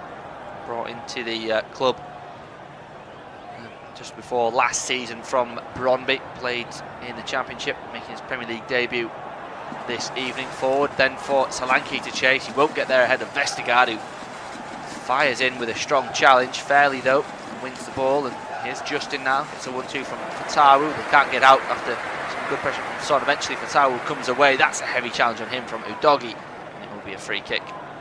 It's been lenient, Chris Kavanagh with the cards here again. I don't think that's probably yellow card worthy, but there's been a lot of niggly fouls going in, and loved that challenge from Vestergaard though. Just get all of the ball with him, just make sure you go into the man as well, fairly like you said, but just letting Solanke know he's there. He's not had his greatest game, Solanke, I don't think, in this one. He's been a little bit isolated at times, but he had some chances in the first half and didn't take them. Like I said, it's the pressure until he gets off the mark. I know it's the first game for Spurs, but until he gets off the mark for them with that big price tag, the pressure will just continue to be on him. Yeah, I think this is as good a chance as any, and he's had, as you say, a couple of chances and not taken them. And sort of the longer it ticks on, you imagine maybe he won't get the full 90, given he's not been at the club that long, and there are options on the bench. Here he is, Solanke now about 40 yards from goal. He doesn't make the best first touch, and he's had the ball stolen away from him by Vestergaard. And that's a poor ball from Buonanotte, picked off by Sarr. Here's Johnson, looks for Solanke. That's a poor ball towards him though, intercepted by Vestergaard. Sarr wins it back about 35 yards from goal, finds Porro on the right hand side. Sarr again has a look forward, finds Bentancur. Here's Maddison to Sarr, round the corner for Solanke. A chance for him inside the area, it's on target and it's saved, and it's cleared away for another corner. Straight at him, straight at Hermansen then. It was a nice bit of movement by him there. You know, good couple of touches in the box. Goes to power over accuracy there, really. It's not a bad effort, but it's a save that Hermansen would be expected to make, which he does. But yeah, maybe just needed a little bit more composure there. But again, it's a positive sign from him. Yeah, it's the best chance he's had, you would say. He had those two headers, didn't he? But I think when you've got the ball at your feet, it's probably going to be classed as a better chance because you've got more time and more ability to hit it. It's a corner taken short towards Son, goes back towards the semicircle though for Udogie, and then all the way back to the goalkeeper inside his own half for Vicario. A real waste of a set piece there. That's one of those that always gets a groan from the fans, you'd imagine. Yeah, I don't quite understand that from Spurs, although they've got a good chance to come forward now. Son to Porro on the right, about 10 yards away from the byline. He's looking for that run from Maddison, doesn't use him, crosses it in instead. A challenge there that comes in on the back of Solanke. He has to get back to his feet because no foul, says the referee. I think it was Ndidi in the back of him. Certainly nothing doing for Chris Kavanagh as Spurs keep the ball and keeping the tempo high. Here's Maddison inside the area now for Johnson. Back to James Maddison, dinked inside the area. That's a poor ball, easily dealt with by Justin, but only as far as Johnson on the right hand side. Porro. Johnson to Maddison. Forward run from Bentancur inside the area now. And Johnson again back to Bentancur. Chance for him on target again, but saved again. Weak in the end there from Bentancur. But it's again a nice bit of move by Spurs. They're patient with the ball. They're just slowly working their way into the box. Suddenly burst into life, and you just think it was set up there. The gap open, but Leicester are living a very charmed life. Ball forward on the right hand side, a rare opportunity for Leicester to come forward with Buonanotte, gets there ahead of Van der Ven and then switches play inside the area looking for Vardy. He wins his header, but it's high into the sky and then headed away towards the edge of the area by Maddison. Johnson's back there fighting with Christensen. Along comes Ndidi to help and wins the ball back. Christensen makes a run down the line, cross from the byline inside the area, across the face of goal. Fatawu will pick it up on the right hand side, dinks it back inside. Vardy with the header, it's in the back of the net for Leicester, and a goal and an equaliser from Jamie Vardy from absolutely nowhere. Spurs, if they don't get anything from this game, or at least don't get 3 points, will be kicking themselves. That one shot, one on target, one goal for Leicester, 57 minutes, but it's 1-1. I mean, Spurs, what on earth are they doing at the back there? I mean, you've got to give credit to Leicester. I mean, it was a long ball punted down the right hand side, but Buonanotte, we mentioned him in the first half, he was putting a shift in. He's made himself a target there, you know, he's made himself willing to make that run. It's not a bad ball back into the box. Vardy said Spurs then should have dealt with it really, but Brennan Johnson is not strong enough in the challenge. He's been beaten to it by Christensen and Ndidi, a combination of those two. Christensen's ball in is wonderful across the 6-yard box. You think, right, the chance has gone, but Fatawu does superbly well. Who's marking Vardy at the far post? He's just stepped a few. He's gone a couple paces behind Romero. Porro's not gone towards him. I mean, it's a nice little bit of movement by Vardy in there, but Spurs defence is all over the shop. Yeah, I think Romero has a look round as if to say who's marking him, and there's a little bit of confusion between him and Sarr. Porro's nowhere. You'd think, given that Vardy's the number 9, it probably should be one of the centre halves, but I think there's just so much movement in there from Leicester players that it's really confusing. But either way, they are back level. They probably don't deserve it, Leicester City, but they won't care. It's the captain. It's Jamie Vardy. He's been the main man at the King Power for a long time now, and question marks over his ability to score goals at this level seemingly quashed, because he got on the end of that header and he's made it 8 goals now on the opening day of the Premier League, or rather opening game of the Premier League. Of course, this season kicks off on Friday, but 58.5 minutes gone. Leicester 1, Spurs 1. I didn't think I was going to be saying that. No, and suddenly that goal got them back in level terms, and it's just put the belief and the momentum swung towards them. They've got a free kick on the right hand side now, but all we saw there was from the kick-off, Spurs went back across the defence, but Leicester had about 4 players up there. It was Vardy, Buonanotte, and then Spurs tried to play it out, and then there was another 2 players up there, so they're just higher up the pitch, and if they go and score from the set piece, and this will be the most unlikely story in the second half. Yeah, the home fans in the King Power absolutely loved that one. Songs continue, and they could get a little bit louder now with this free kick. It's going to be Buonanotte, an in-swinger. It's way too heavy. You can see that the moment he touched the ball, it was never going to trouble. It's fired over the crossbar. Wow, I mean, that's so frustrating for Leicester, because, got back at 1-1, free kick chance, just get something in the box for somebody to attack, or, at least make Spurs have to defend it by heading it away, and just that delivery was absolutely atrocious. I mean, Leicester now may stick with the starting 11 they had for a little bit longer. I think Postecoglou's probably looking at his bench now to mix things up. Yeah, an equally poor ball there as well from the central midfielder Sarr down the right hand side. One back for Leicester with Christensen, finds Ndidi, cycles towards Fast. The press continues for Spurs with Solanke. We've just hit the hour mark. It's Leicester 1, Spurs 1. If you just joined us, it was Pedro Porro in the first half, and then just moments ago Jamie Vardy levelled things for Leicester with around 30 minutes to go. Another throw in here for Christensen for Leicester, about halfway into his own territory. As Fast indicates them just to speed it up a touch, but we're still waiting. Christensen waiting for an option in front of him. Mentioned options on the bench. You read a few out earlier for Spurs, particularly in attacking positions. Bergvall, Richarlison, Werner, Kulusevski. They've also got Spence, Gray, Dragerson, Davies, and of course Austin, the goalkeeper, as well. Leicester's bench is a little bit lighter, particularly in the attacking areas. Cannon and Mavadini, McAteer. They've also got Nelson, Chowdhury, Corlai, signed over the summer, Pereira, and Sumari with Ward, the goalkeeper, on the bench. Here's Fatawu down the right-hand side, trying to use his pace to get away from Udogie, and he has as well. He's inside the area. That's a heavy touch. The Leicester fans want a penalty, but certainly not. It was his own pace that was his undoing. Cross comes in, though, from Justin. Dealt with initially, but indeed he picks it up. Christensen gives it to Deco on the left-hand side. Looks for a cross inside the area. It's a decent one. Headed away by Van de Ven. Headed back towards goal by Justin. Then cleared partially by Spurs. Solanke can't keep hold of it, though. And Leicester will recover possession. It's a good spell from them. Really is a good spell, but there's just a bit more bite in the challenges. They're getting to the loose balls, they're putting the pressure on Spurs, they're winning the 50-50s. Christensen again there, just bumped Brennan Johnson off the ball in a 50-50 in the shoulder. See this again on the potential penalty.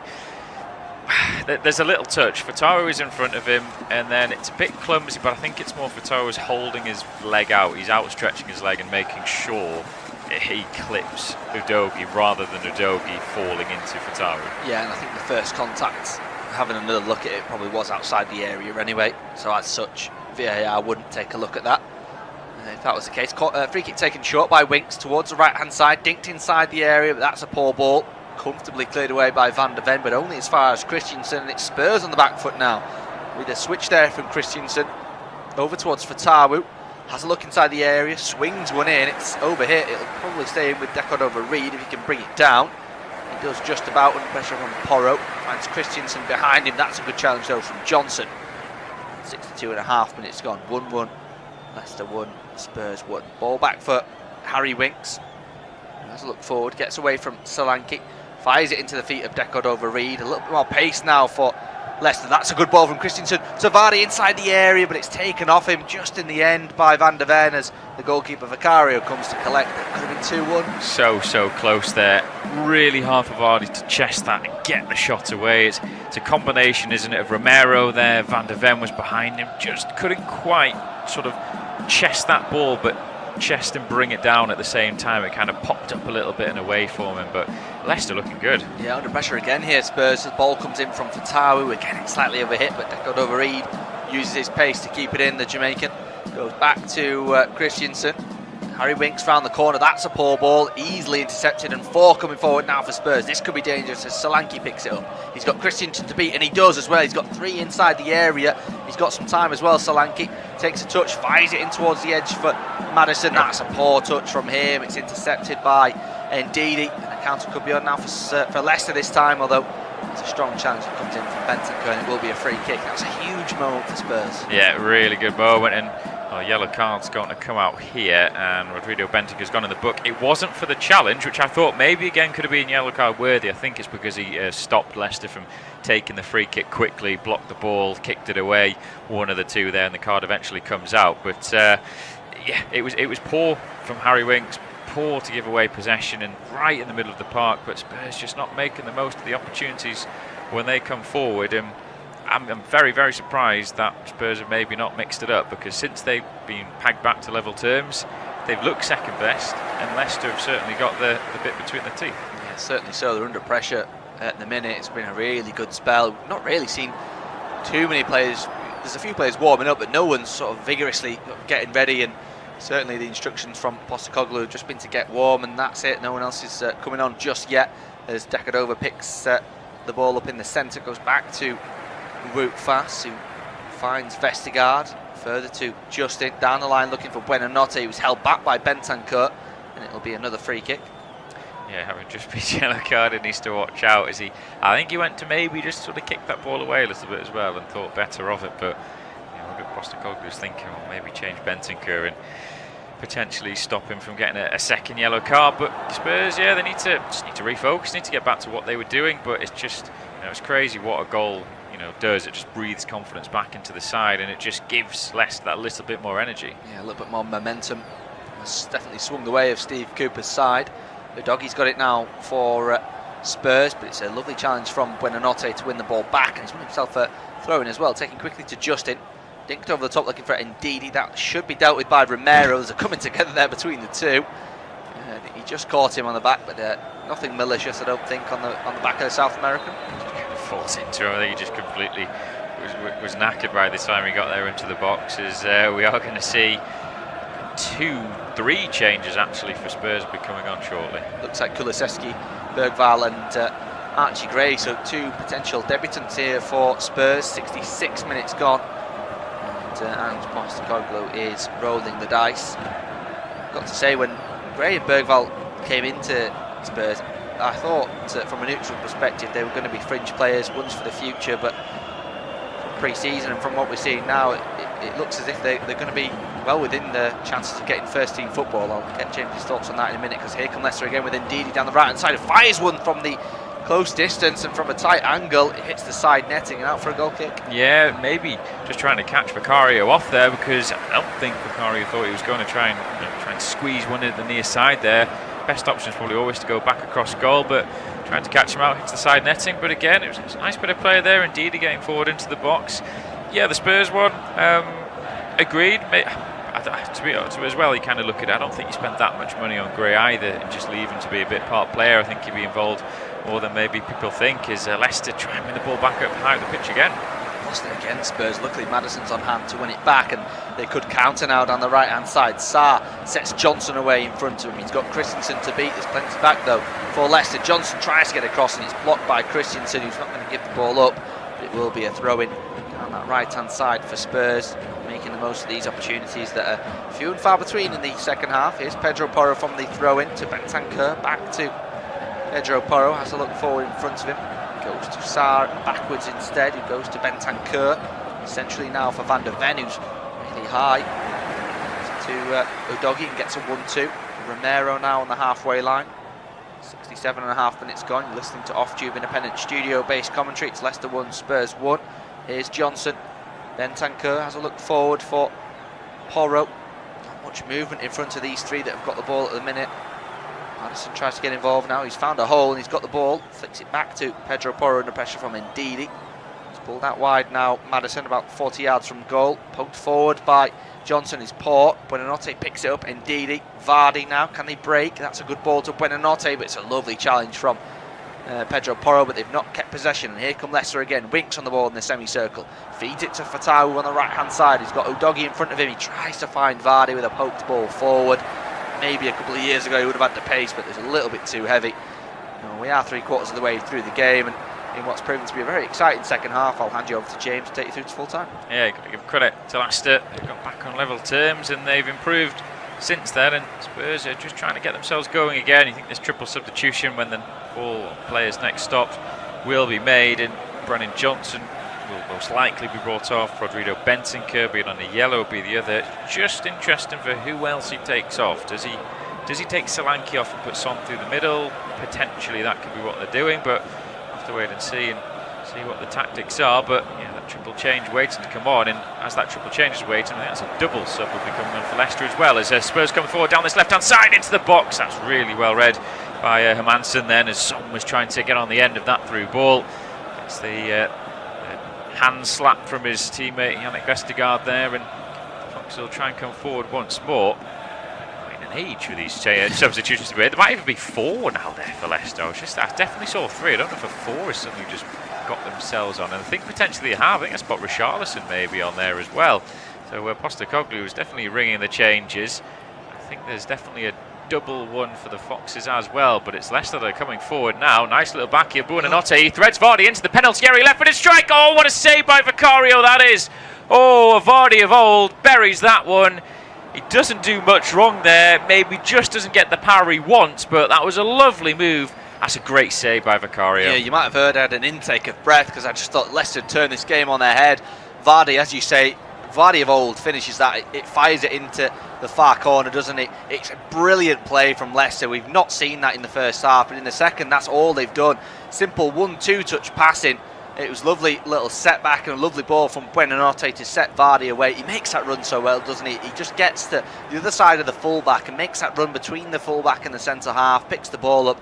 You've got to give credit to Vicario, though. It's a good save. Yeah, we're going down the other end, though, and Spurs have got themselves a corner. Still, the changes have not been made. Maddison, right foot, outswing and delivery towards the near post, and it's flicked on, but it falls towards Dicko Overeed at the far stick, and now Buonanotte will try and bring it clear. However, the referee stopped play because there's a Spurs player down on the floor, yeah, and they are, well, they're beckoning the the physios to come on. They are charging on now, the two Spurs physios. I think it's probably just a head collision here, and he may be gone down. It's quite see who was it, Bentancur potentially? I think it might be Bentancur, yeah, based on the players that we can see that aren't surrounding him. A couple of heads in hands here, and I think it is Bentancur. Maddison and Romero looking particularly concerned.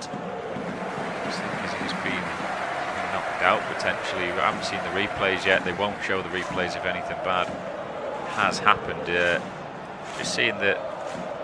Oh wow. Well, the stretcher's coming out now as well for who we think is Rodrigo Bentancur on the floor. Timo Werner was the fourth change that's on the sidelines, ready to come on for Tottenham, but will take well. Fataru's got his hands on his head now. All this kind of makes me think of, if it is a head collision, is the Arsenal game a few years ago where somebody got headbutted in this. They clashed heads in the side, and it was they cracked their skull. And I'm trying to racking my brains. Eduardo, a few years ago, was it? Raul Jimenez. Oh, Raul Jimenez when and it was yes. up against David Luiz, I think it was, and they basically clashed heads. I think David Luiz headbutted the side of Raul Jimenez's head, and then that's when he wore that cap. He was out for a long time. Obviously, just sort of thinking that's maybe something like that's happened, but we've seen absolutely no replays of what happened there. All I can think is the way the ball's coming in from the corner, whipped in, pace, there's just got to be a clash of heads. And a lot of the players look worried on the pitch. Yeah, when I saw Fataru at first, I thought maybe he was the one that's collided with Bentancur, but I think now that we're seeing more and more of these players from both sides that look a little bit concerned, you can see fans in the stand as well taking the opportunity just to have a look, potentially just to get some more information on what's happened. I mean, we're doing the same, aren't we? We can only speculate at this time because, as we said, we haven't seen a replay because it must be a bad one. The play's been paused for around 3 or 4 minutes now already. The stretcher immediately came out, didn't it? And we've not seen even a wide angle of what's happening, just to see if he's moved or see if he's made his way onto the stretcher or anything like that. So we're just waiting at the minute. Just before then, of course, huge chance for Vardy, wasn't it, to make it 2 for Leicester. Could have turned the game on its head, and to be fair, they have turned the game on its head just with that equaliser, and then since then they've been the better side, I think. Yeah, I'd agree. I think Leicester, since getting back on level terms, they weren't offering much, but they had that one chance and they took it after some sloppy defending from Spurs. Still, Rodrigo Bentancur is getting treatment on the pitch.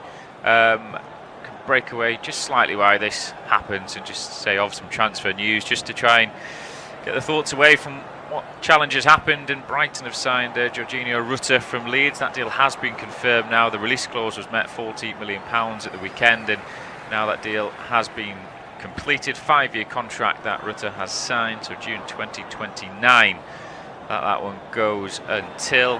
Rutter for Brighton, good signing. It doesn't seem like a very Brighton-esque signing, does it? You know, we're used to seeing them. Because I know nothing really about the new Brighton manager. I mean, it's really intriguing. I mean, they're brilliant with victory against Everton at the weekend, but really interesting. Was he 31?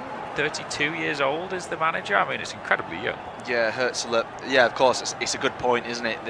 The recruitment in previous years has seemingly been from behind the scenes, but maybe this is one that the manager has pushed. He clearly fancies him. He's a good player, Jorginho. He runs with the ball really well, and he can get teams out of dangerous areas and get them high up the field. Just going to break him because Bentancur is sat up on the floor at the moment, so he's sat up, which is really good to see. They'll be taking as much time as they need here. The physios, the stretcher is still out there, the ambulance crew on the pitch. This is good that he is sat up. Obviously, no information, no further information yet. From what we suggest was just a collision of heads. That's all we can think that it is. They're taking the time with him, so we will have a fair chunk of stoppage time will be added on to this game. Just kind of taken away. he had he was being given oxygen there because he had the mask on, and he just pulled that down off his face. He's on the stretcher. He sat up on the stretcher, which is really good to see. And he's actually, I thought he was about to stand up off the stretcher, but no, he's going to be carried off. He's still getting a bit of oxygen. There's no kind of leg straps. I just presume it's a head collision, but it's all speculation that we're going on here, because we have not seen any replays of the incident, the challenge, what happened. But the good thing there is he is at least sat up and he's aware of probably what's going on. The quadruple substitution will be made shortly as well. They're just being told to get themselves back warmed up. A re-warm up. He's laid on the stretcher and he's getting the oxygen. I mean, it doesn't look like a good incident, a good challenge, whatever's happened here to Bentancur. But at least the good thing is he was sat up there for a little bit. Yeah, it's good to see. I can't see any sort of visual markings either. No blood. So it's sort of like, a head injury. It hasn't sort of been like a bust nose or anything like that by the looks of it. Not sure if that's good or bad news really, but he is getting stretched off now, and of course it's in the best possible hands. Yeah, he is indeed. So we will see the changes made now. So Bentancur going off. That was the change that was going to be made anyway. And Archie Gray is on to replace him. Pape Sarr, his work for the evening's done, and it is Bergvall coming on to replace him, the Swede. So Archie Gray and Lucas Bergvall onto the field of play. So that's 2 of the 4 changes made at the moment. Just see where the other 2 are going to slot in. I'd be staggered. There we go. Brennan Johnson is going to. I was about to say I'd be staggered if Brennan Johnson isn't one of the players to go off, and Timo Werner's on to replace him, and James Maddison is the other one, and Kulusevski is on to replace him. Yeah, it's interesting. I think 2 of those 4 you probably could have predicted, couldn't you? Bentancur and Johnson were definitely going to come off. Of course, Bentancur, I think even before that horrible injury, he was on a yellow card, and they just needed something fresher in the middle. And of course, Archie Gray, it'll probably be a like-for-like substitution, dare I say. Of course, he's a few years younger. Bergvall as well. Excited to see his debut. And then, of course, Maddison is the shock, but it was either going to be him or Solanke. They were never going to bring their captain, Heung-min Son, off, were they? So, 4 changes. We're going to have a huge amount of stoppage, of course. So, it's going to be exciting to see how this sort of final, I guess, 20 minutes plays out. Yeah, so Vardy's getting subbed. He's taken a lot of time to get off, and just had some choice words with Christian Romero there when he was walking off. Just saying, go away, Christian, in the most subtle terms. Paraphrasing there, as Buonanotte is also off the field of play, and you have Mavididi and Soumare on to replace those 2 players. So a little bit more of a defensive change with Soumare on, Bukayo Soumare for Facundo Buonanotte. Stefan Mavididi just still offers that sort of attacking outlet up top then for Leicester. So, well, after a big delay, we will get back underway. That's about 9 minutes there, was that? Around there that's taken. But a quadruple change for Spurs. We'll run through them again as Lucas Bergvall, Timo Werner, Dejan Kulusevski and Archie Gray are onto the field of play, with Brennan Johnson, James Maddison, Pape Sarr and Rodrigo Bentancur, who we do hope is okay after that challenge, off the field of play. And for Leicester, Mavididi and Soumare on, with Vardy and Buonanotte going off.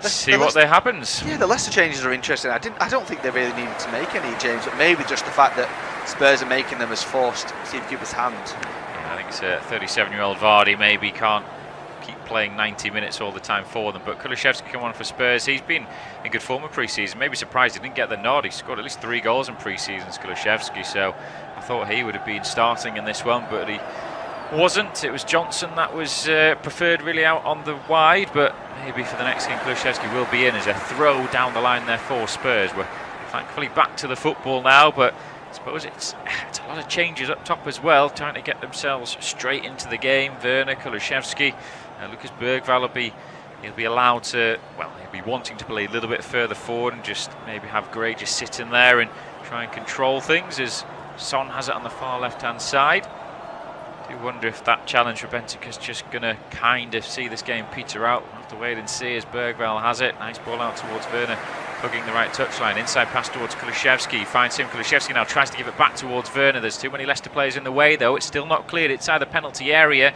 They're battling for this one. There's Ndidi. He eventually clears this one with his left foot, and then, well, Mavadidi tries to flick it over his head, fouls Romero, gives away a free kick. Yeah, it'd be interesting to see Kulusevski, because he's obviously come on in that 10 role.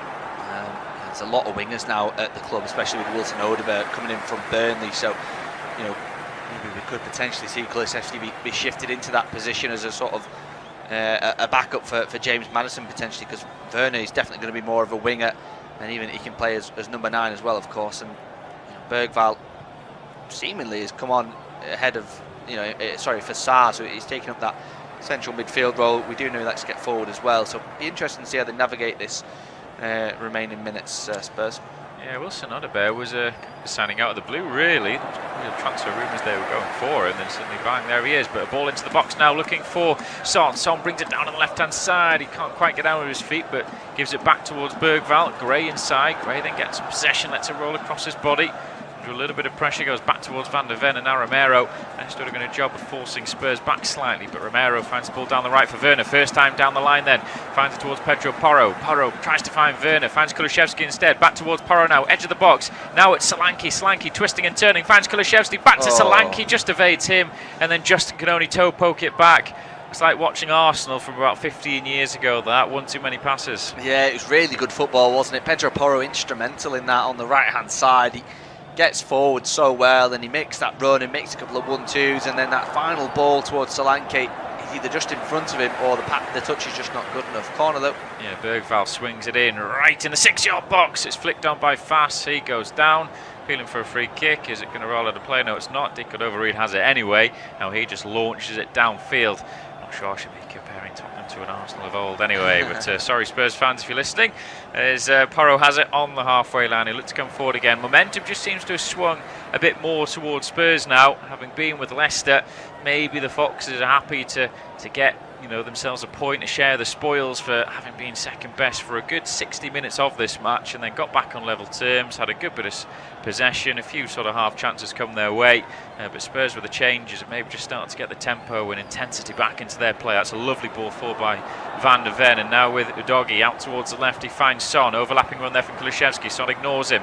Now it is Kulusevski, drills one into Solanke, back towards goal, lays it for Bergvall. He has a shot, deflected, and Hermansen will collect this one and just calm things down, wind down the clock, and just not quite happening for Spurs in that final third. Yeah, the momentum has certainly swung again, as you mentioned, in favour of Spurs, the away side. Leicester sitting back a little bit. It's not exactly the same performance that we saw from them in the first half, in terms of, they sort of looked really vulnerable, didn't they, in that opening 45 minutes. Spurs don't look as dangerous on the ball. But those changes have certainly brought a new lease of life into this Spurs team in the second half.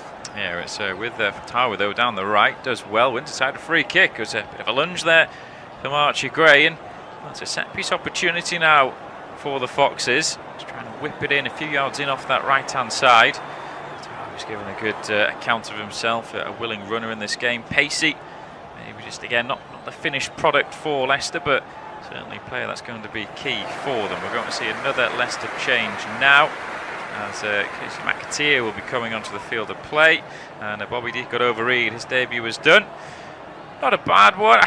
You kind of know what you're getting from Dico Overeed. He's going to pop up with the odd goal, but he'll run all the 90 minutes if he plays 90 minutes, but he will run for you up and down that left-hand side or right-hand side. Yeah, I think it's a decent signing for Leicester, but he's not sort of, not blowing anyone away, is he? He's decent, and that's it. There's a reason why he never really reached the heights at Fulham. He's a good option, and he'll give you a 7 out of 10 usually every single week. But maybe that's all they need at this stage, and they want to solidify, don't they? They want to stay up, and I think he'll be able to help them do that. In comes a free kick. Yeah, high towards the far post. The head goes up. It's a looping one. Oh, and it ends up on the top of the net. And it was Casey McAteer. His first touch with the head and a first touch nearly ended up in the back of the net.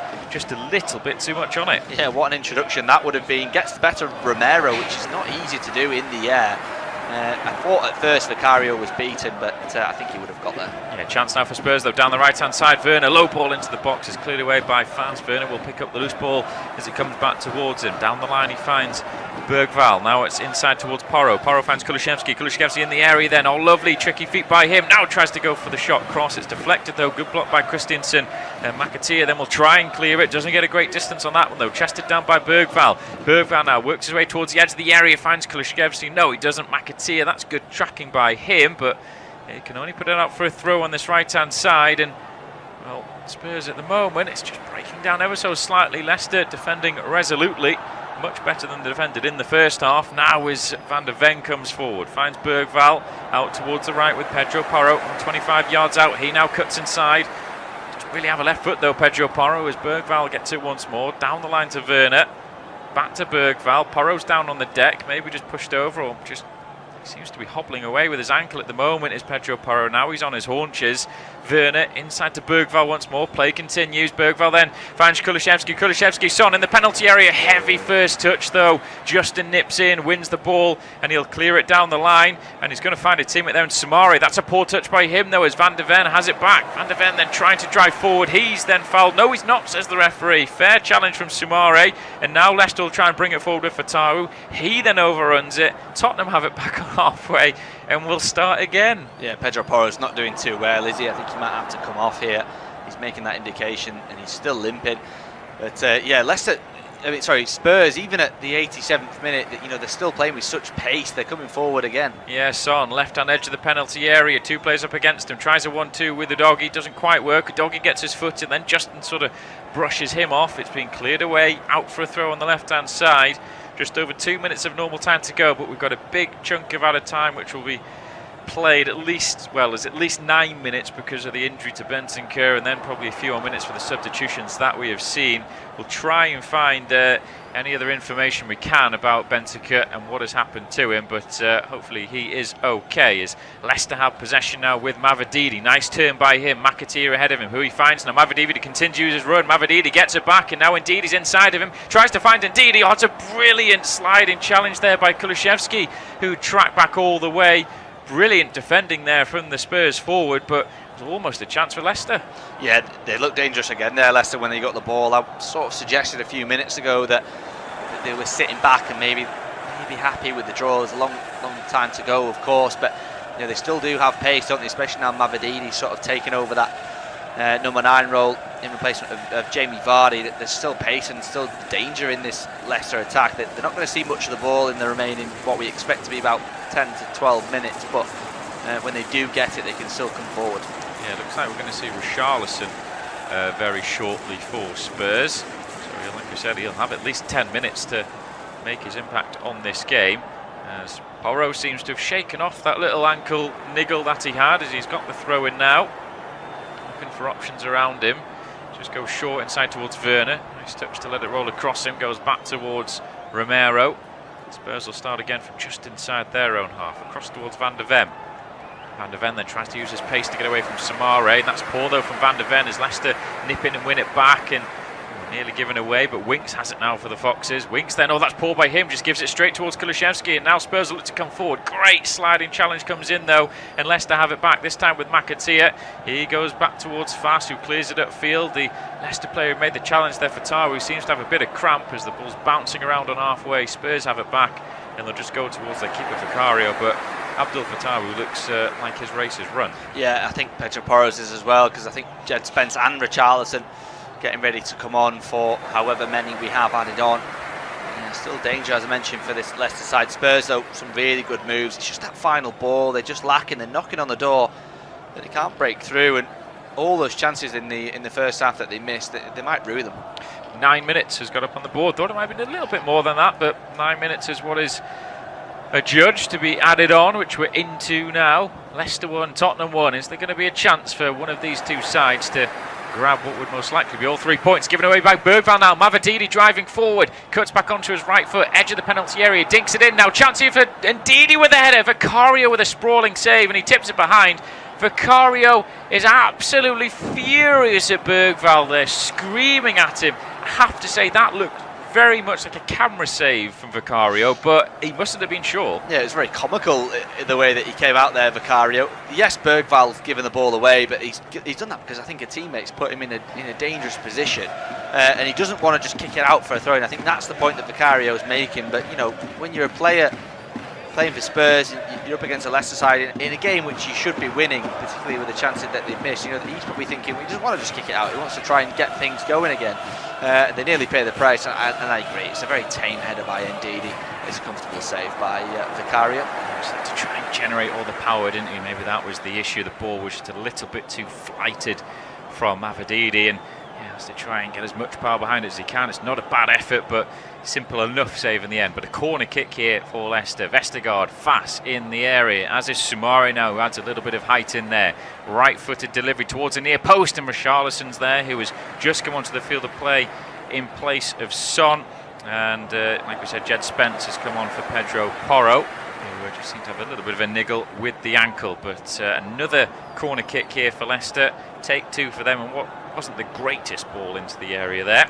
Yeah, they've not had many set pieces, have they, Leicester? They need to make the most of them. They do indeed.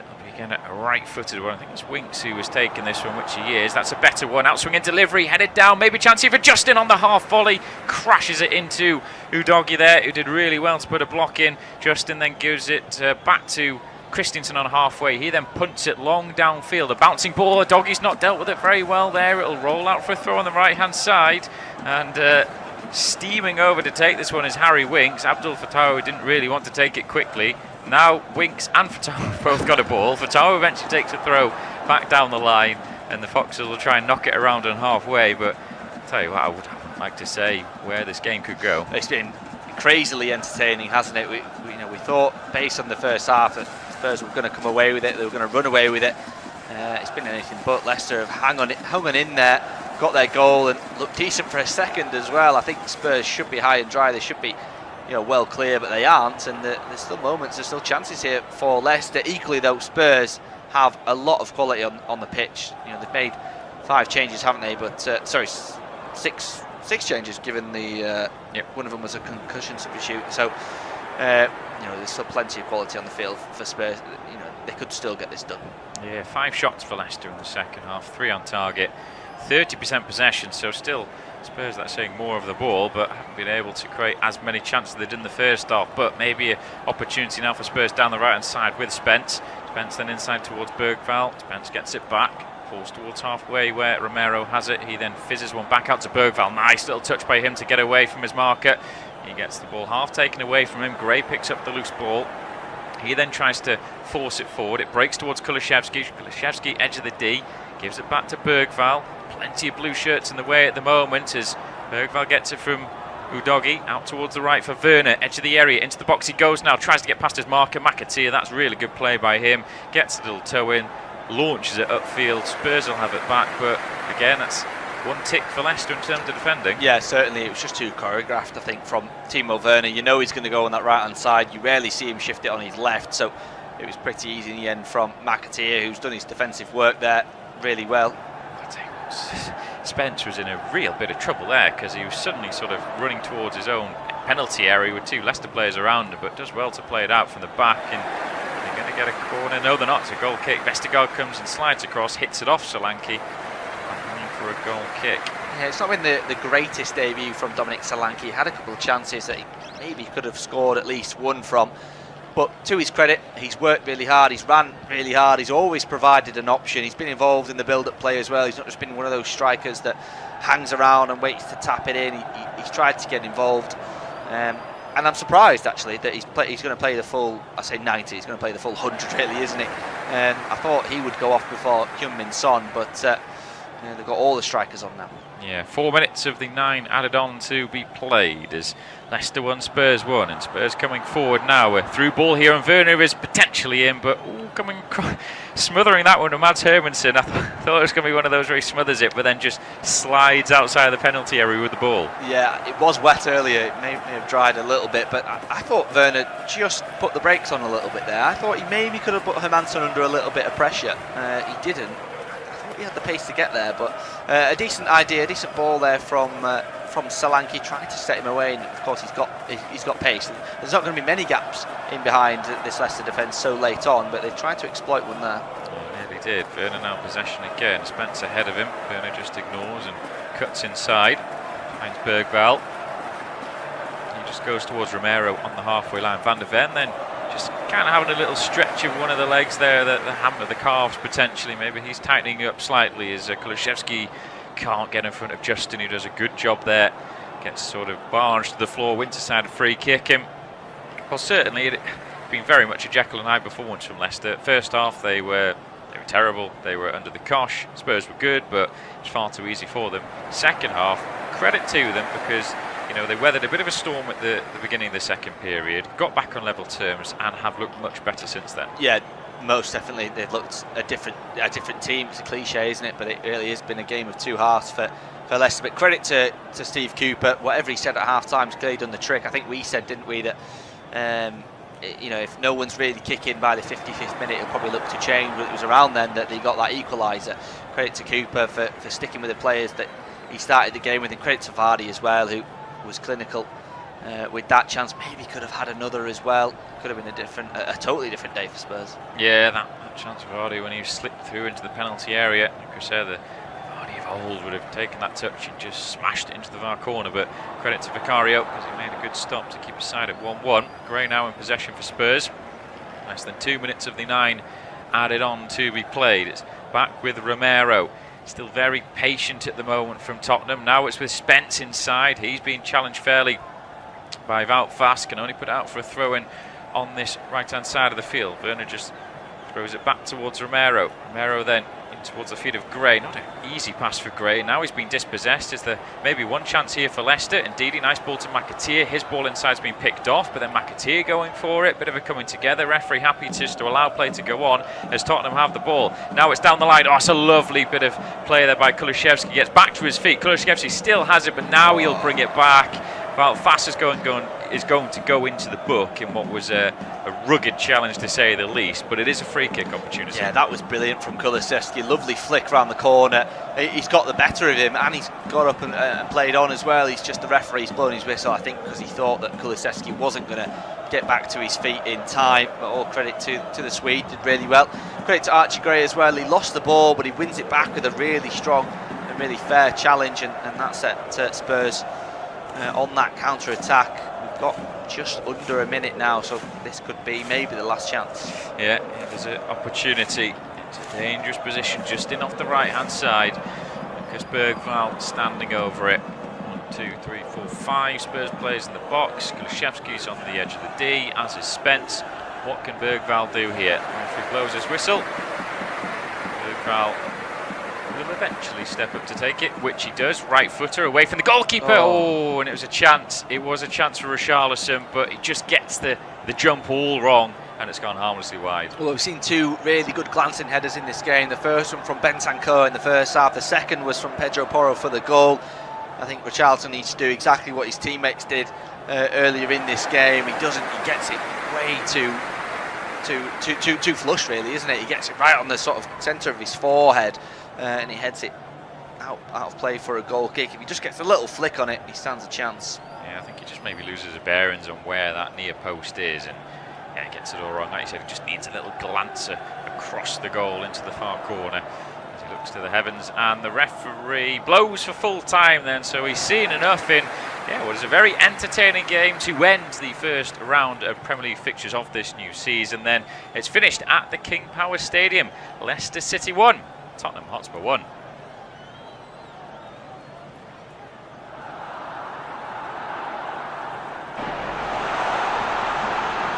Has a goal! It's loose and in again.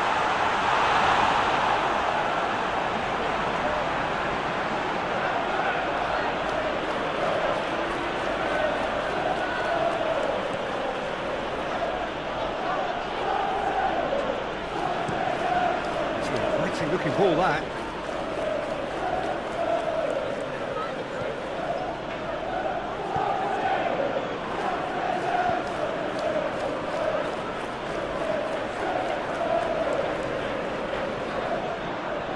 That has been cut short.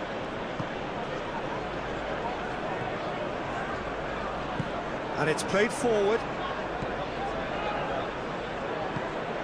Interesting ball. That's positional goals, the utilisation of space. Goal kick. No. The scenes here really are something. A beautiful picture under the floodlights. Traffic and transport round here, not the kindest, but regardless of that, the fans have found a way of getting here. There is a sense of theatre, and the decibel levels are rising. But truly, this is a remarkable stadium, the Allianz Arena, a symbol of cutting-edge technology and architectural perfection. Things have got underway here pretty promptly. He's got away. In comes the delivery. Vestergaard.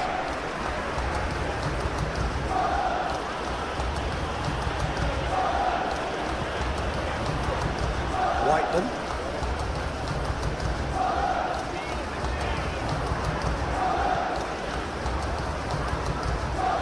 He's ruffled a few feathers, but well dealt with. Yeah, Peter, just have a look at this and see how the strikers are drifting into wide positions now. And that's tactical, is it? It's not been forced on them. No, it's all related to the hope of creating space for midfield runners. Vestergaard. In towards the middle. That a foul? Yes, the referee's given it.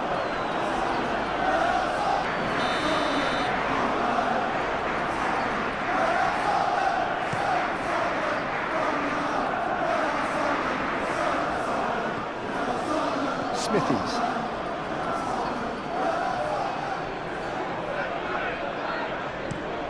It's a crossfield ball towards the other flank.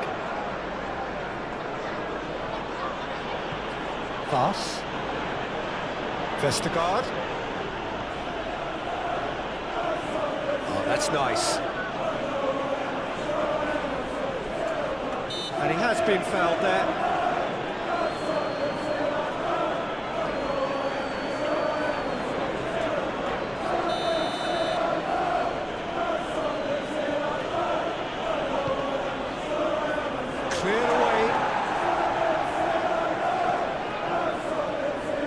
Just eases him off the ball. Davis.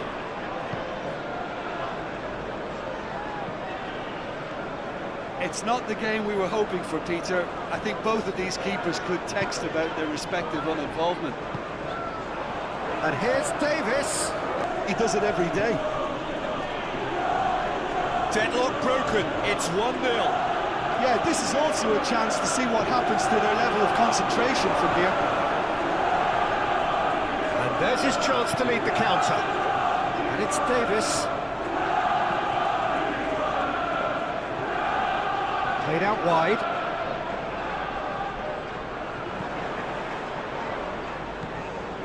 A real... Can he finish?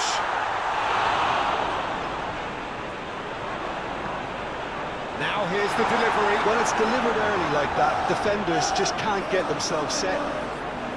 Vestergaard was only too happy to help out in defence.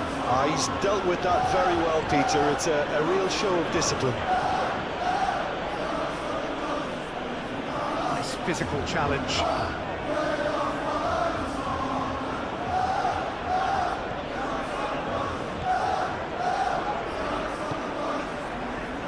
Whiteman moved forward and quickly so.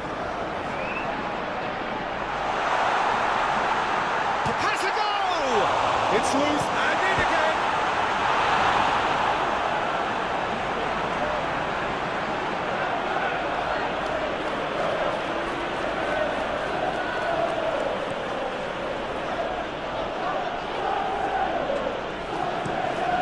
It's an exciting looking ball, that.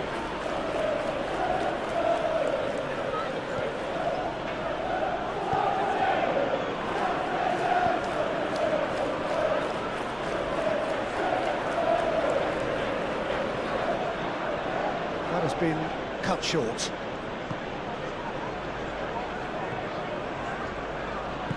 And it's played forward. Interesting ball. That's positional goals, the utilisation of space. Goal kick. No. The scenes here really are something. A beautiful picture under the floodlights. Traffic and transport round here, not the kindest, but regardless of that, the fans have found a way of getting here. There is a sense of theatre, and the decibel levels are rising. But truly, this is a remarkable stadium, the Allianz Arena, a symbol of cutting-edge technology and architectural perfection. Things have got underway here pretty promptly. He's got away. In comes the delivery. Vestergaard.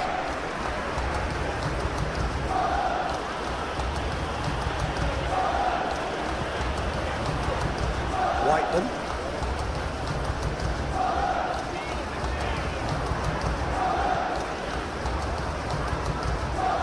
He's ruffled a few feathers, but well dealt with. Yeah, Peter, just have a look at this and see how the strikers are drifting into wide positions now. And that's tactical, is it? It's not been forced on them. No, it's all related to the hope of creating space for midfield runners. Vestergaard. In towards the middle. Had a foul? Yes, the referee's given it.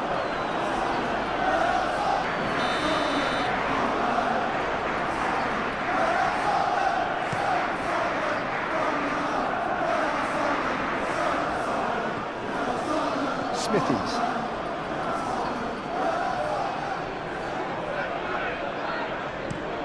It's a crossfield ball towards the other flank. Pass.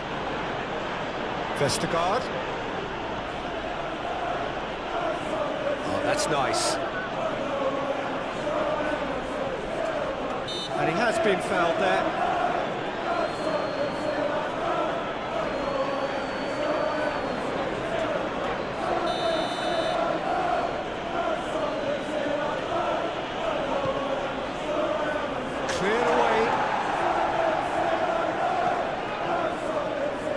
Just eases him off the ball.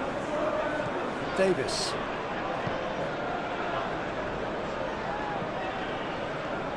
It's not the game we were hoping for, Peter. I think both of these keepers could text about their respective uninvolvement. And here's Davis. He does it every day.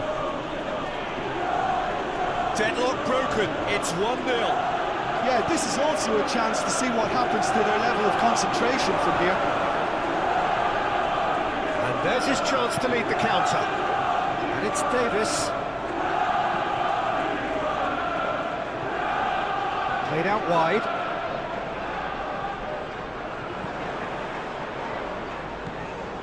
A real... Can he finish?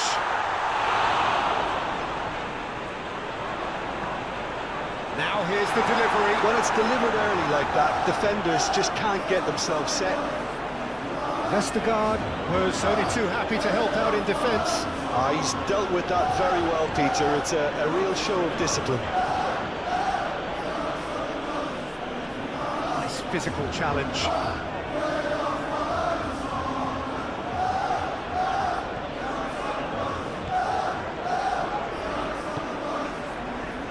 Whiteman moved forward and quickly so.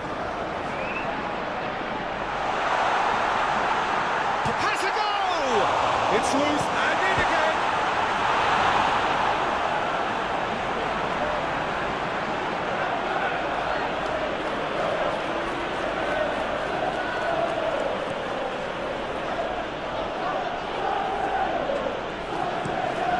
It's a fighting looking ball, that.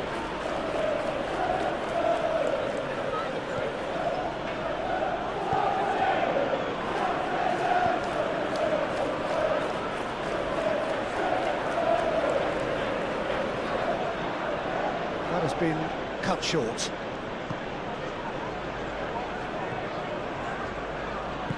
And it's played forward. Interesting ball. That's positional goal, the utilisation of space. Goal kick. No. The scenes here really are something. A beautiful picture under the floodlights. Traffic and transport round here, not the kindest, but regardless of that, the fans have found a way of getting here. There is a sense of theatre, and the decibel levels are rising. But truly, this is a remarkable stadium, the Allianz Arena, a symbol of cutting-edge technology and architectural perfection. Things have got underway here pretty promptly. He's got away. In comes the delivery. Vestergaard.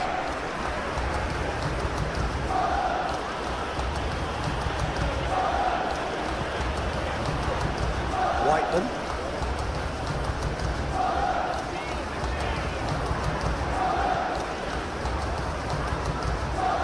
He's ruffled a few feathers, but well dealt with. Yeah, Peter, just have a look at this and see how the strikers are drifting into wide positions now. And that's tactical, is it? It's not been forced on them. No, it's all related to the hope of creating space for midfield runners. Vestergaard. In towards the middle. That a foul? Yes, the referee's given it.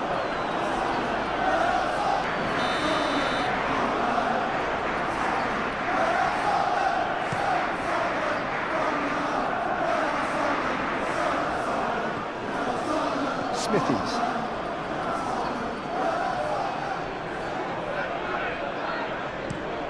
It's a crossfield ball towards the other flank. Voss. Vestergaard. Oh, that's nice. And he has been fouled there.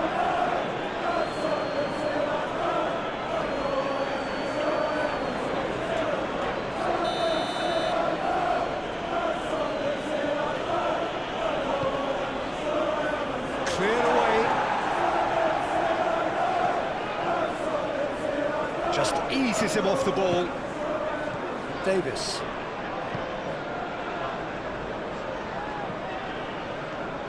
It's not the game we were hoping for, Peter. I think both of these keepers could text about their respective uninvolvement.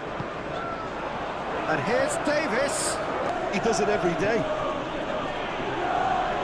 Deadlock broken. It's 1-0. Yeah, this is also a chance to see what happens to their level of concentration from here. And there's his chance to lead the counter. And it's Davis. Played out wide.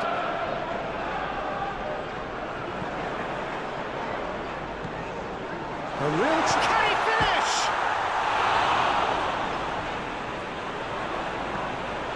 Now here's the delivery. When it's delivered early like that, defenders just can't get themselves set.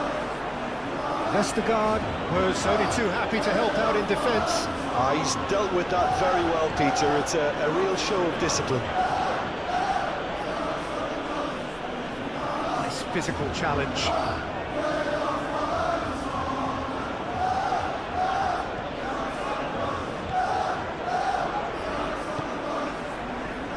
Whiteman moved forward and quickly so. Has a goal!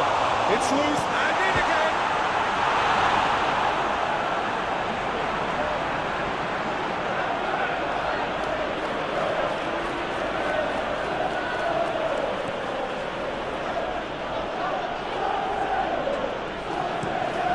It's a fighting looking ball, that.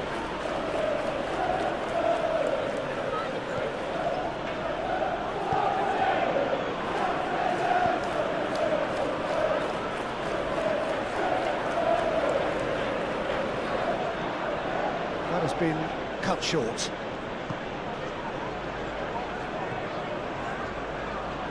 And it's played forward. Interesting ball. That's positional goal, the utilisation of space.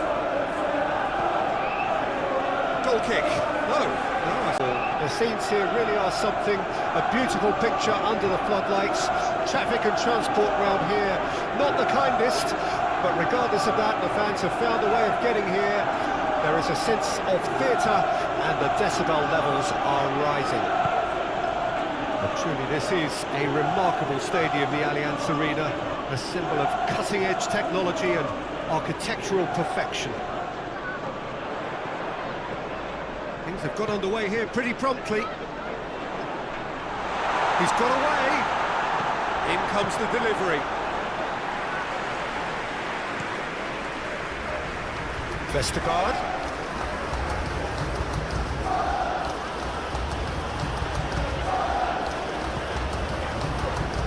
Whiteman.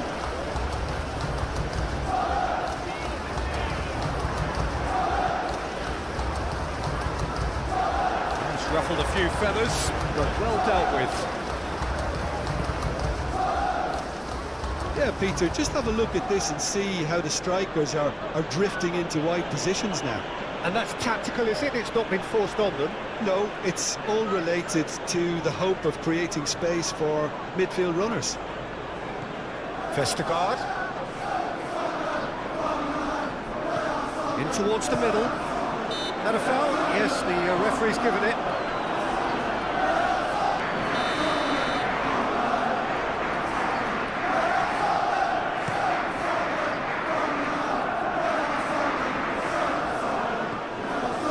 Smithies.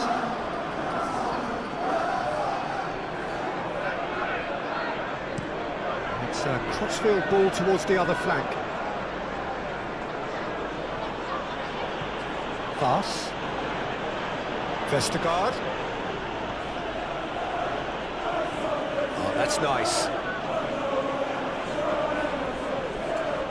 And he has been fouled there.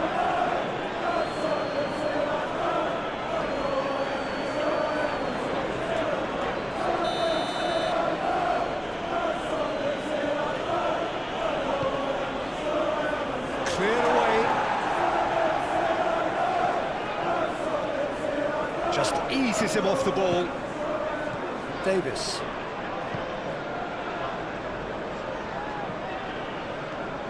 It's not the game we were hoping for, Peter. I think both of these keepers could text about their respective uninvolvement. And here's Davis. He does it every day. Deadlock broken. It's 1-0. Yeah, this is also a chance to see what happens to their level of concentration from here. And there's his chance to lead the counter. And it's Davis. Played out wide.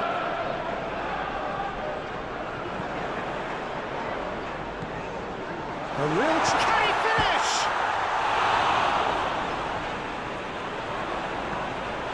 Now here's the delivery. When it's delivered early like that, defenders just can't get themselves set.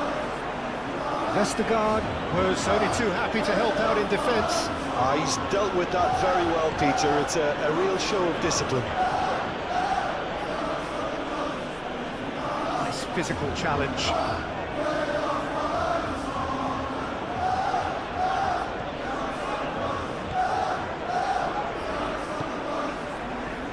Whiteman moved forward and quickly so.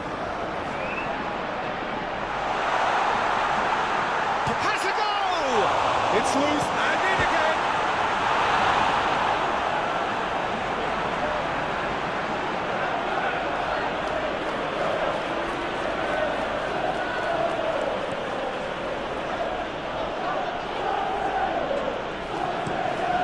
It's an exciting looking ball, that.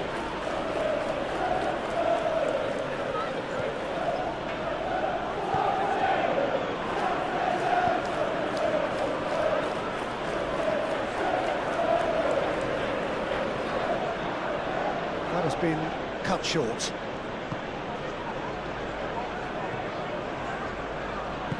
And it's played forward. Interesting ball. That's positional goals, the utilisation of space. Goal kick. No, The scenes here really are something, a beautiful picture under the floodlights. Traffic and transport round here, not the kindest, but regardless of that, the fans have found a way of getting here. There is a sense of theatre and the decibel levels are rising.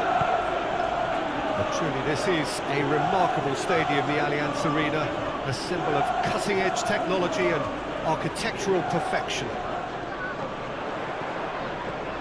Things have got underway here pretty promptly. He's got away. In comes the delivery. Vestergaard.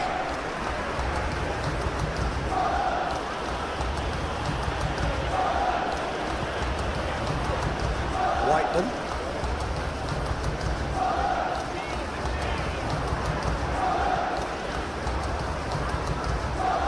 He's ruffled a few feathers, but well dealt with. Yeah, Peter, just have a look at this and see how the strikers are drifting into wide positions now. And that's tactical, is it? It's not been forced on them. No, it's all related to the hope of creating space for midfield runners. Vestergaard. In towards the middle. Had a foul? Yes, the referee's given it.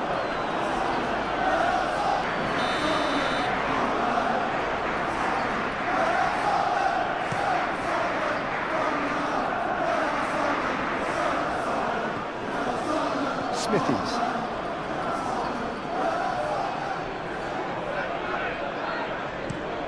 It's a crossfield ball towards the other flank. Pass.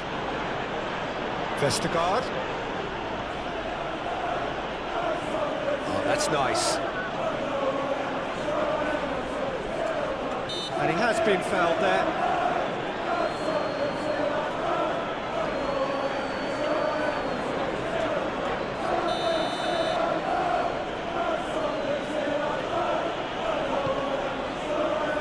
Cleared away. Just eases him off the ball. Davis.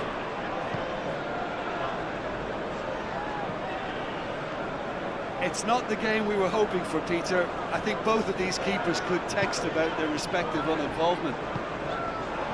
And here's Davis. He does it every day. Deadlock broken. It's 1-0. Yeah, this is also a chance to see what happens to their level of concentration from here. And there's his chance to lead the counter. And it's Davis. Played out wide.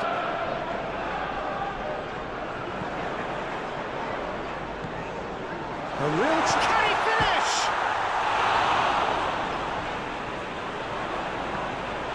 Now here's the delivery. When it's delivered early like that, defenders just can't get themselves set.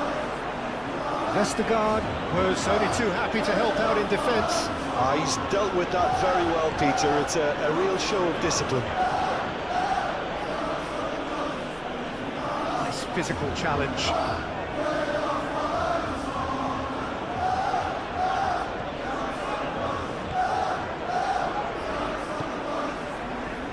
Whiteman moved forward and quickly so. Has a goal! It's loose and in again.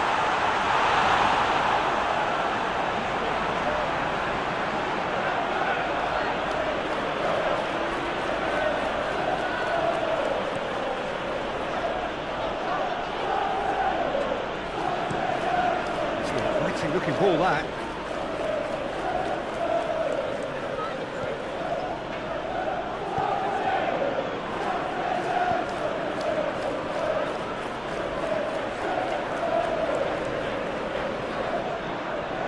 Has been cut short.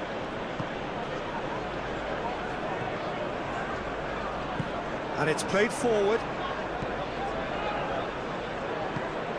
Interesting ball. That's positional goals, the utilisation of space. Goal kick. No, I The scenes here really are something, a beautiful picture under the floodlights. Traffic and transport round here, not the kindest, but regardless of that, the fans have found a way of getting here. There is a sense of theatre and the decibel levels are rising. But truly this is a remarkable stadium, the Allianz Arena, a symbol of cutting-edge technology and architectural perfection. Things have got underway here pretty promptly. He's got away. In comes the delivery. Vestergaard.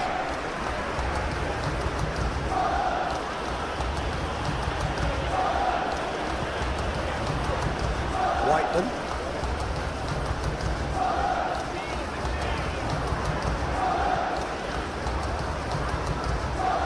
He's ruffled a few feathers, but well dealt with.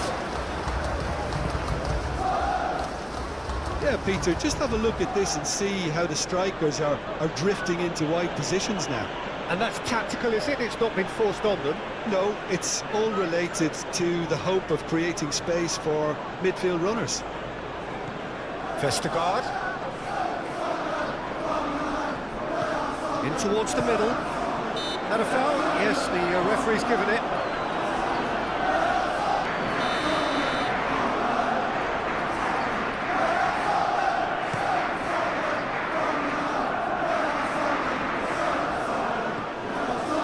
Smithies.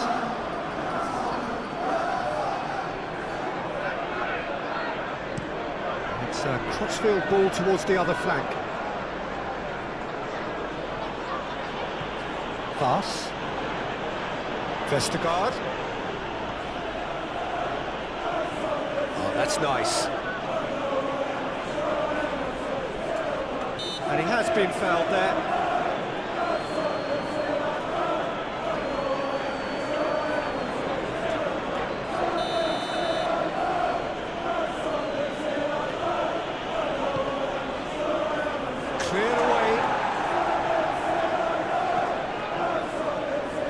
Just eases him off the ball. Davis.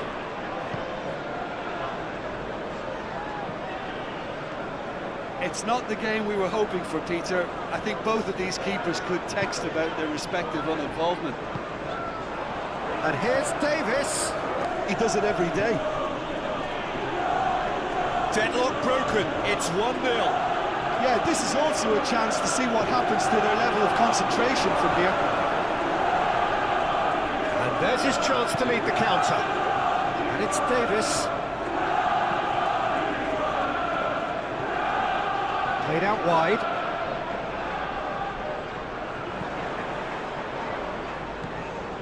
A real... Can he finish?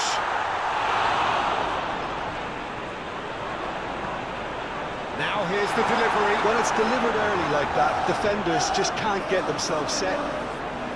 Vestergaard was only too happy to help out in defence. He's dealt with that very well, Peter. It's a real show of discipline. Nice physical challenge.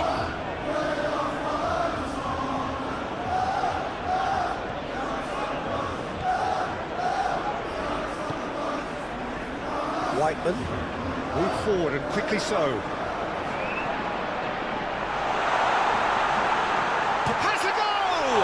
It's loose and in again.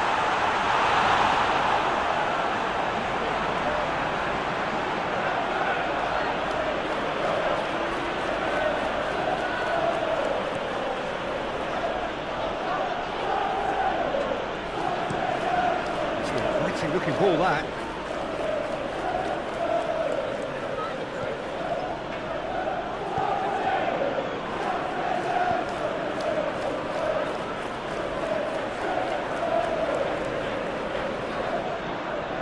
That has been cut short.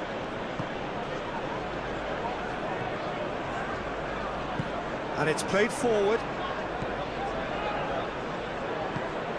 Interesting ball.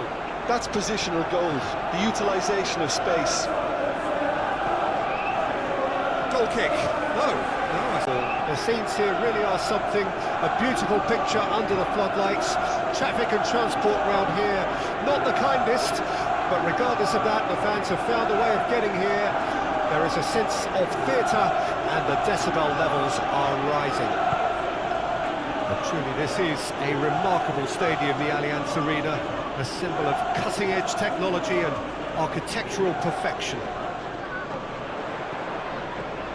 Things have got underway here pretty promptly.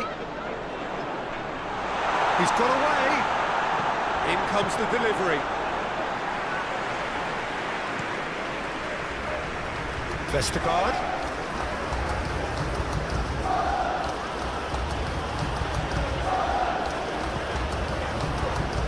Whiteman.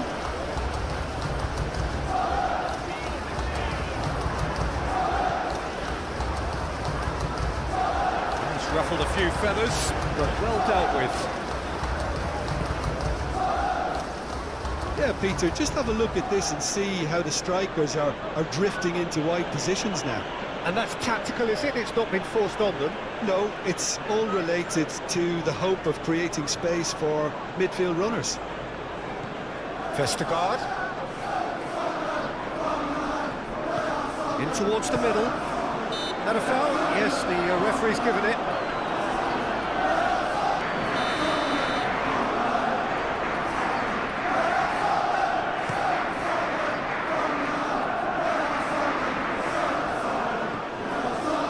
Smithies.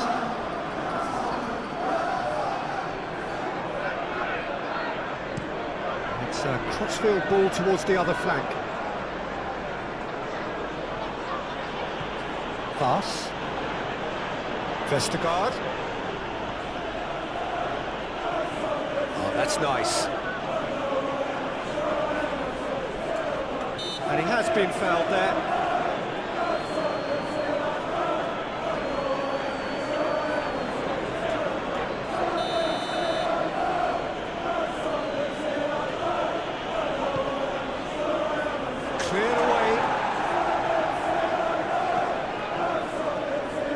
Just eases him off the ball. Davis.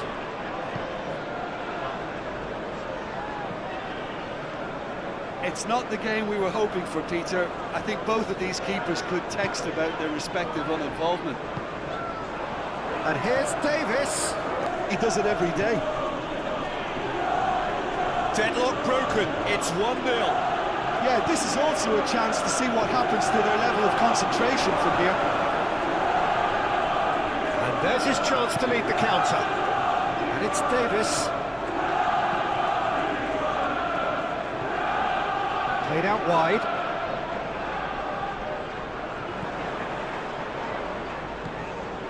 A real... Can he finish?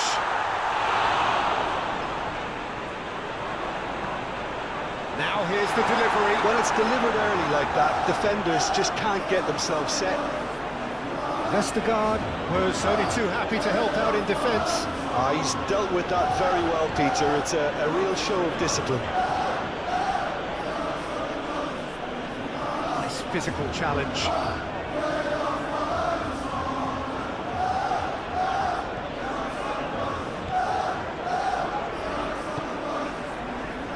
Whiteman.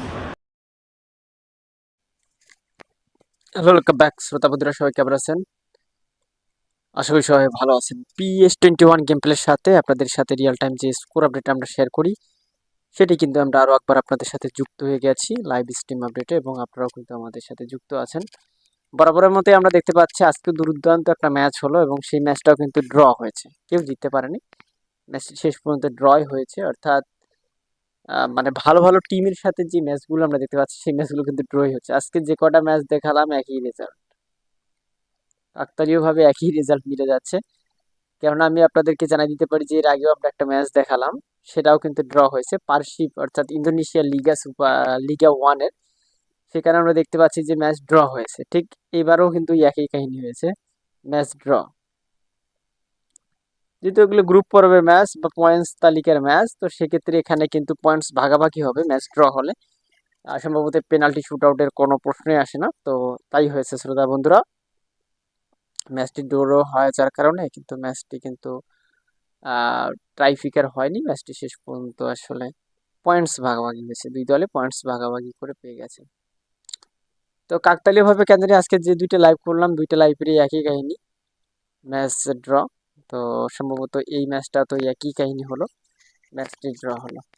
তো আমি কিন্তু আপনাদের সাথে সুন্দরভাবে share করেছি ম্যাচটার update, এবং আপনারাও কিন্তু আমাদের এখান থেকেই সুন্দরভাবে ম্যাচটির আপডেট নিয়েছেন।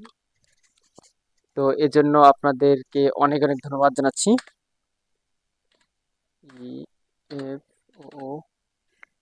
ঠিক আছে, আপনাদের অনেক অনেক ধন্যবাদ জানাচ্ছি। নতুন হয়ে থাকলে দয়া করে লাইকগুলো করে দিবেন, পাশাপাশি সাবস্ক্রাইবটা করে না থাকলে সাবস্ক্রাইবটা করে দিবেন। আপনাদের যদি কোনো রকম মন্তব্য থেকে থাকে তো অবশ্যই আমাদেরকে একটু কমেন্ট বক্সে জানাই দিবেন শ্রোতা বন্ধুরা।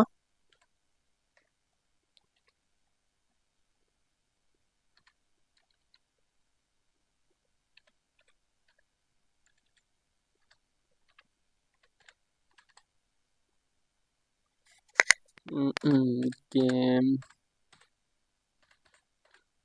প্লে, যাই হোক, তো আমি আরো একটা লাইভ স্ট্রিম করতেছি, সেখানে আপনাদেরকে সুন্দরভাবে আপনাদেরকে এই ম্যাচটার আপডেটটা জানাই দেওয়ার চেষ্টা করবো ইনশাআল্লাহ। তো আশা করতেছি আপনারা সবাই আমাদের সাথে যুক্ত থাকবেন এবং যতটুকু পারেন আমাদের সাথে থাকবেন এবং সহযোগিতা করবেন ম্যাচটার আপডেট নিয়ে।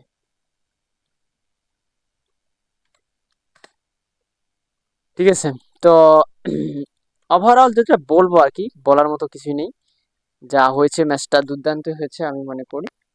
তবে আর একটু ভালো হতো, টটেনহাম এফসি বা টটেনহাম হটস্পারের এটা যেহেতু প্রথম ম্যাচ ছিল, লেস্টার সিটি থেকে তারা কিন্তু এগিয়ে থাকা একটা টিম ছিল নিঃসন্দেহে। লেস্টার সিটি তাদের থেকে একটা ছোট দল ছিল, তো সেই হিসাবে ম্যাচটা কিন্তু যদি আমরা ওইভাবে বিচার করি সেক্ষেত্রে ম্যাচটা কিন্তু জয় পাওয়ার কথা ছিল লেস্টার সিটির বিপক্ষে, অন্ততপক্ষে টটেনহামের। কারণ টটেনহাম কিন্তু বরাবরই একটা ভালো টিম, ঠিক আছে না, এবং ভালো টিম বলতে তারা একটা কিন্তু বড় টিম, এটা আমার মনে হয় কেউ অস্বীকার করতে পারবে না। কারণ টটেনহাম হটস্পার তারা বড় টিম, এটা আমরা সবাই ভালোভাবে জানি। তো সেই বাদ বিচার যদি আমরা করি বা সেই জিনিসটা যদি একটু ধরে নিই, তো সেক্ষেত্রে কিন্তু রেজাল্টটা কিন্তু একটু ভালো কিছু আমরা আশা করতেছিলাম, প্রত্যাশা করতেছিলাম, হয়নি ঠিক আছে, কিন্তু সেই বাদ বিচার থেকে যদি আমরা ধরি তো সেক্ষেত্রে কিন্তু আসলে রেজাল্ট কিন্তু অন্য কিছু আর আসার কথা ছিল, বা টটেনহামের ম্যাচটা জয়লাভ করার কথা ছিল, কিন্তু টটেনহাম কিন্তু সেটা করে দেখাতে পারেনি। এটা তাদের ব্যর্থতা, এটা তাদের ব্যর্থতা বলে আমি মনে করছি। তাহলে তো আপনাদের কি মনে হয় অবশ্যই কমেন্ট বক্সে আমাদেরকে একটু জানাই দিন। আর যাই হোক, যারা এখনো লাইকগুলো করেননি তাদেরকে আমি রিকোয়েস্ট করব প্লিজ লাইকগুলো করে দিন ভাই, পাশাপাশি সাবস্ক্রাইবটা করে না থাকলে সেটাও একটু করে দিন, যাতে করে আমাদের সাথে আরো অনেকেই যুক্ত হতে পারে এবং তারাও যেন সুন্দর মতো করে আপডেটগুলো আমাদের এখান থেকে নিতে পারে, এটাই আমি আপনাদের কাছে প্রত্যাশা করব। So please don't forget like and subscribe our channel. আরেকটি আমাদের লাইভ স্ট্রিম আছে, এই ম্যাচটার সম্পূর্ণ ডিটেলস আমি কিন্তু ওখানে বিস্তারিত আকারে আপনাদেরকে জানাই দেওয়ার চেষ্টা করব। তো আশা করতেছি আপনারা সবাই সেখানে আমাদের সাথে যুক্ত থাকবেন, আমি যতটুকু পারি আপনাদেরকে সেখানে আপডেটটুকু দেওয়ার চেষ্টা করব ইনশাআল্লাহ। তো আশা করতেছি আপনারা সবাই অবশ্যই অবশ্যই কমেন্টস করবেন, যদি আপনাদের কোনো রকম অভিব্যক্তি থাকে বা মতামত থাকে অবশ্যই আপনারা কিন্তু কমেন্টস করবেন, ঠিক আছে, কমেন্টস করবেন। তো আমি আর কথা না বাড়াই শ্রোতা বন্ধুরা, এই লাইভ স্ট্রিমটা এখানে শেষ করে দিচ্ছি। আমি আবারও বলতেছি ম্যাচটি কিন্তু ড্র হয়েছে 1-1 গোলে, দুই দলেই কিন্তু একটি একটি করে গোল দিয়েছে। তো নতুন লাইভ স্ট্রিম আপনাদের সাথে দেখা হচ্ছে, সেখানে এই ম্যাচটা আরো বিস্তারিত ডিটেলস আপনাদেরকে জানাই দেওয়ার চেষ্টা করবো ইনশাআল্লাহ। বিদায় নিলাম, আল্লাহ হাফেজ, টাটা, বাই বাই।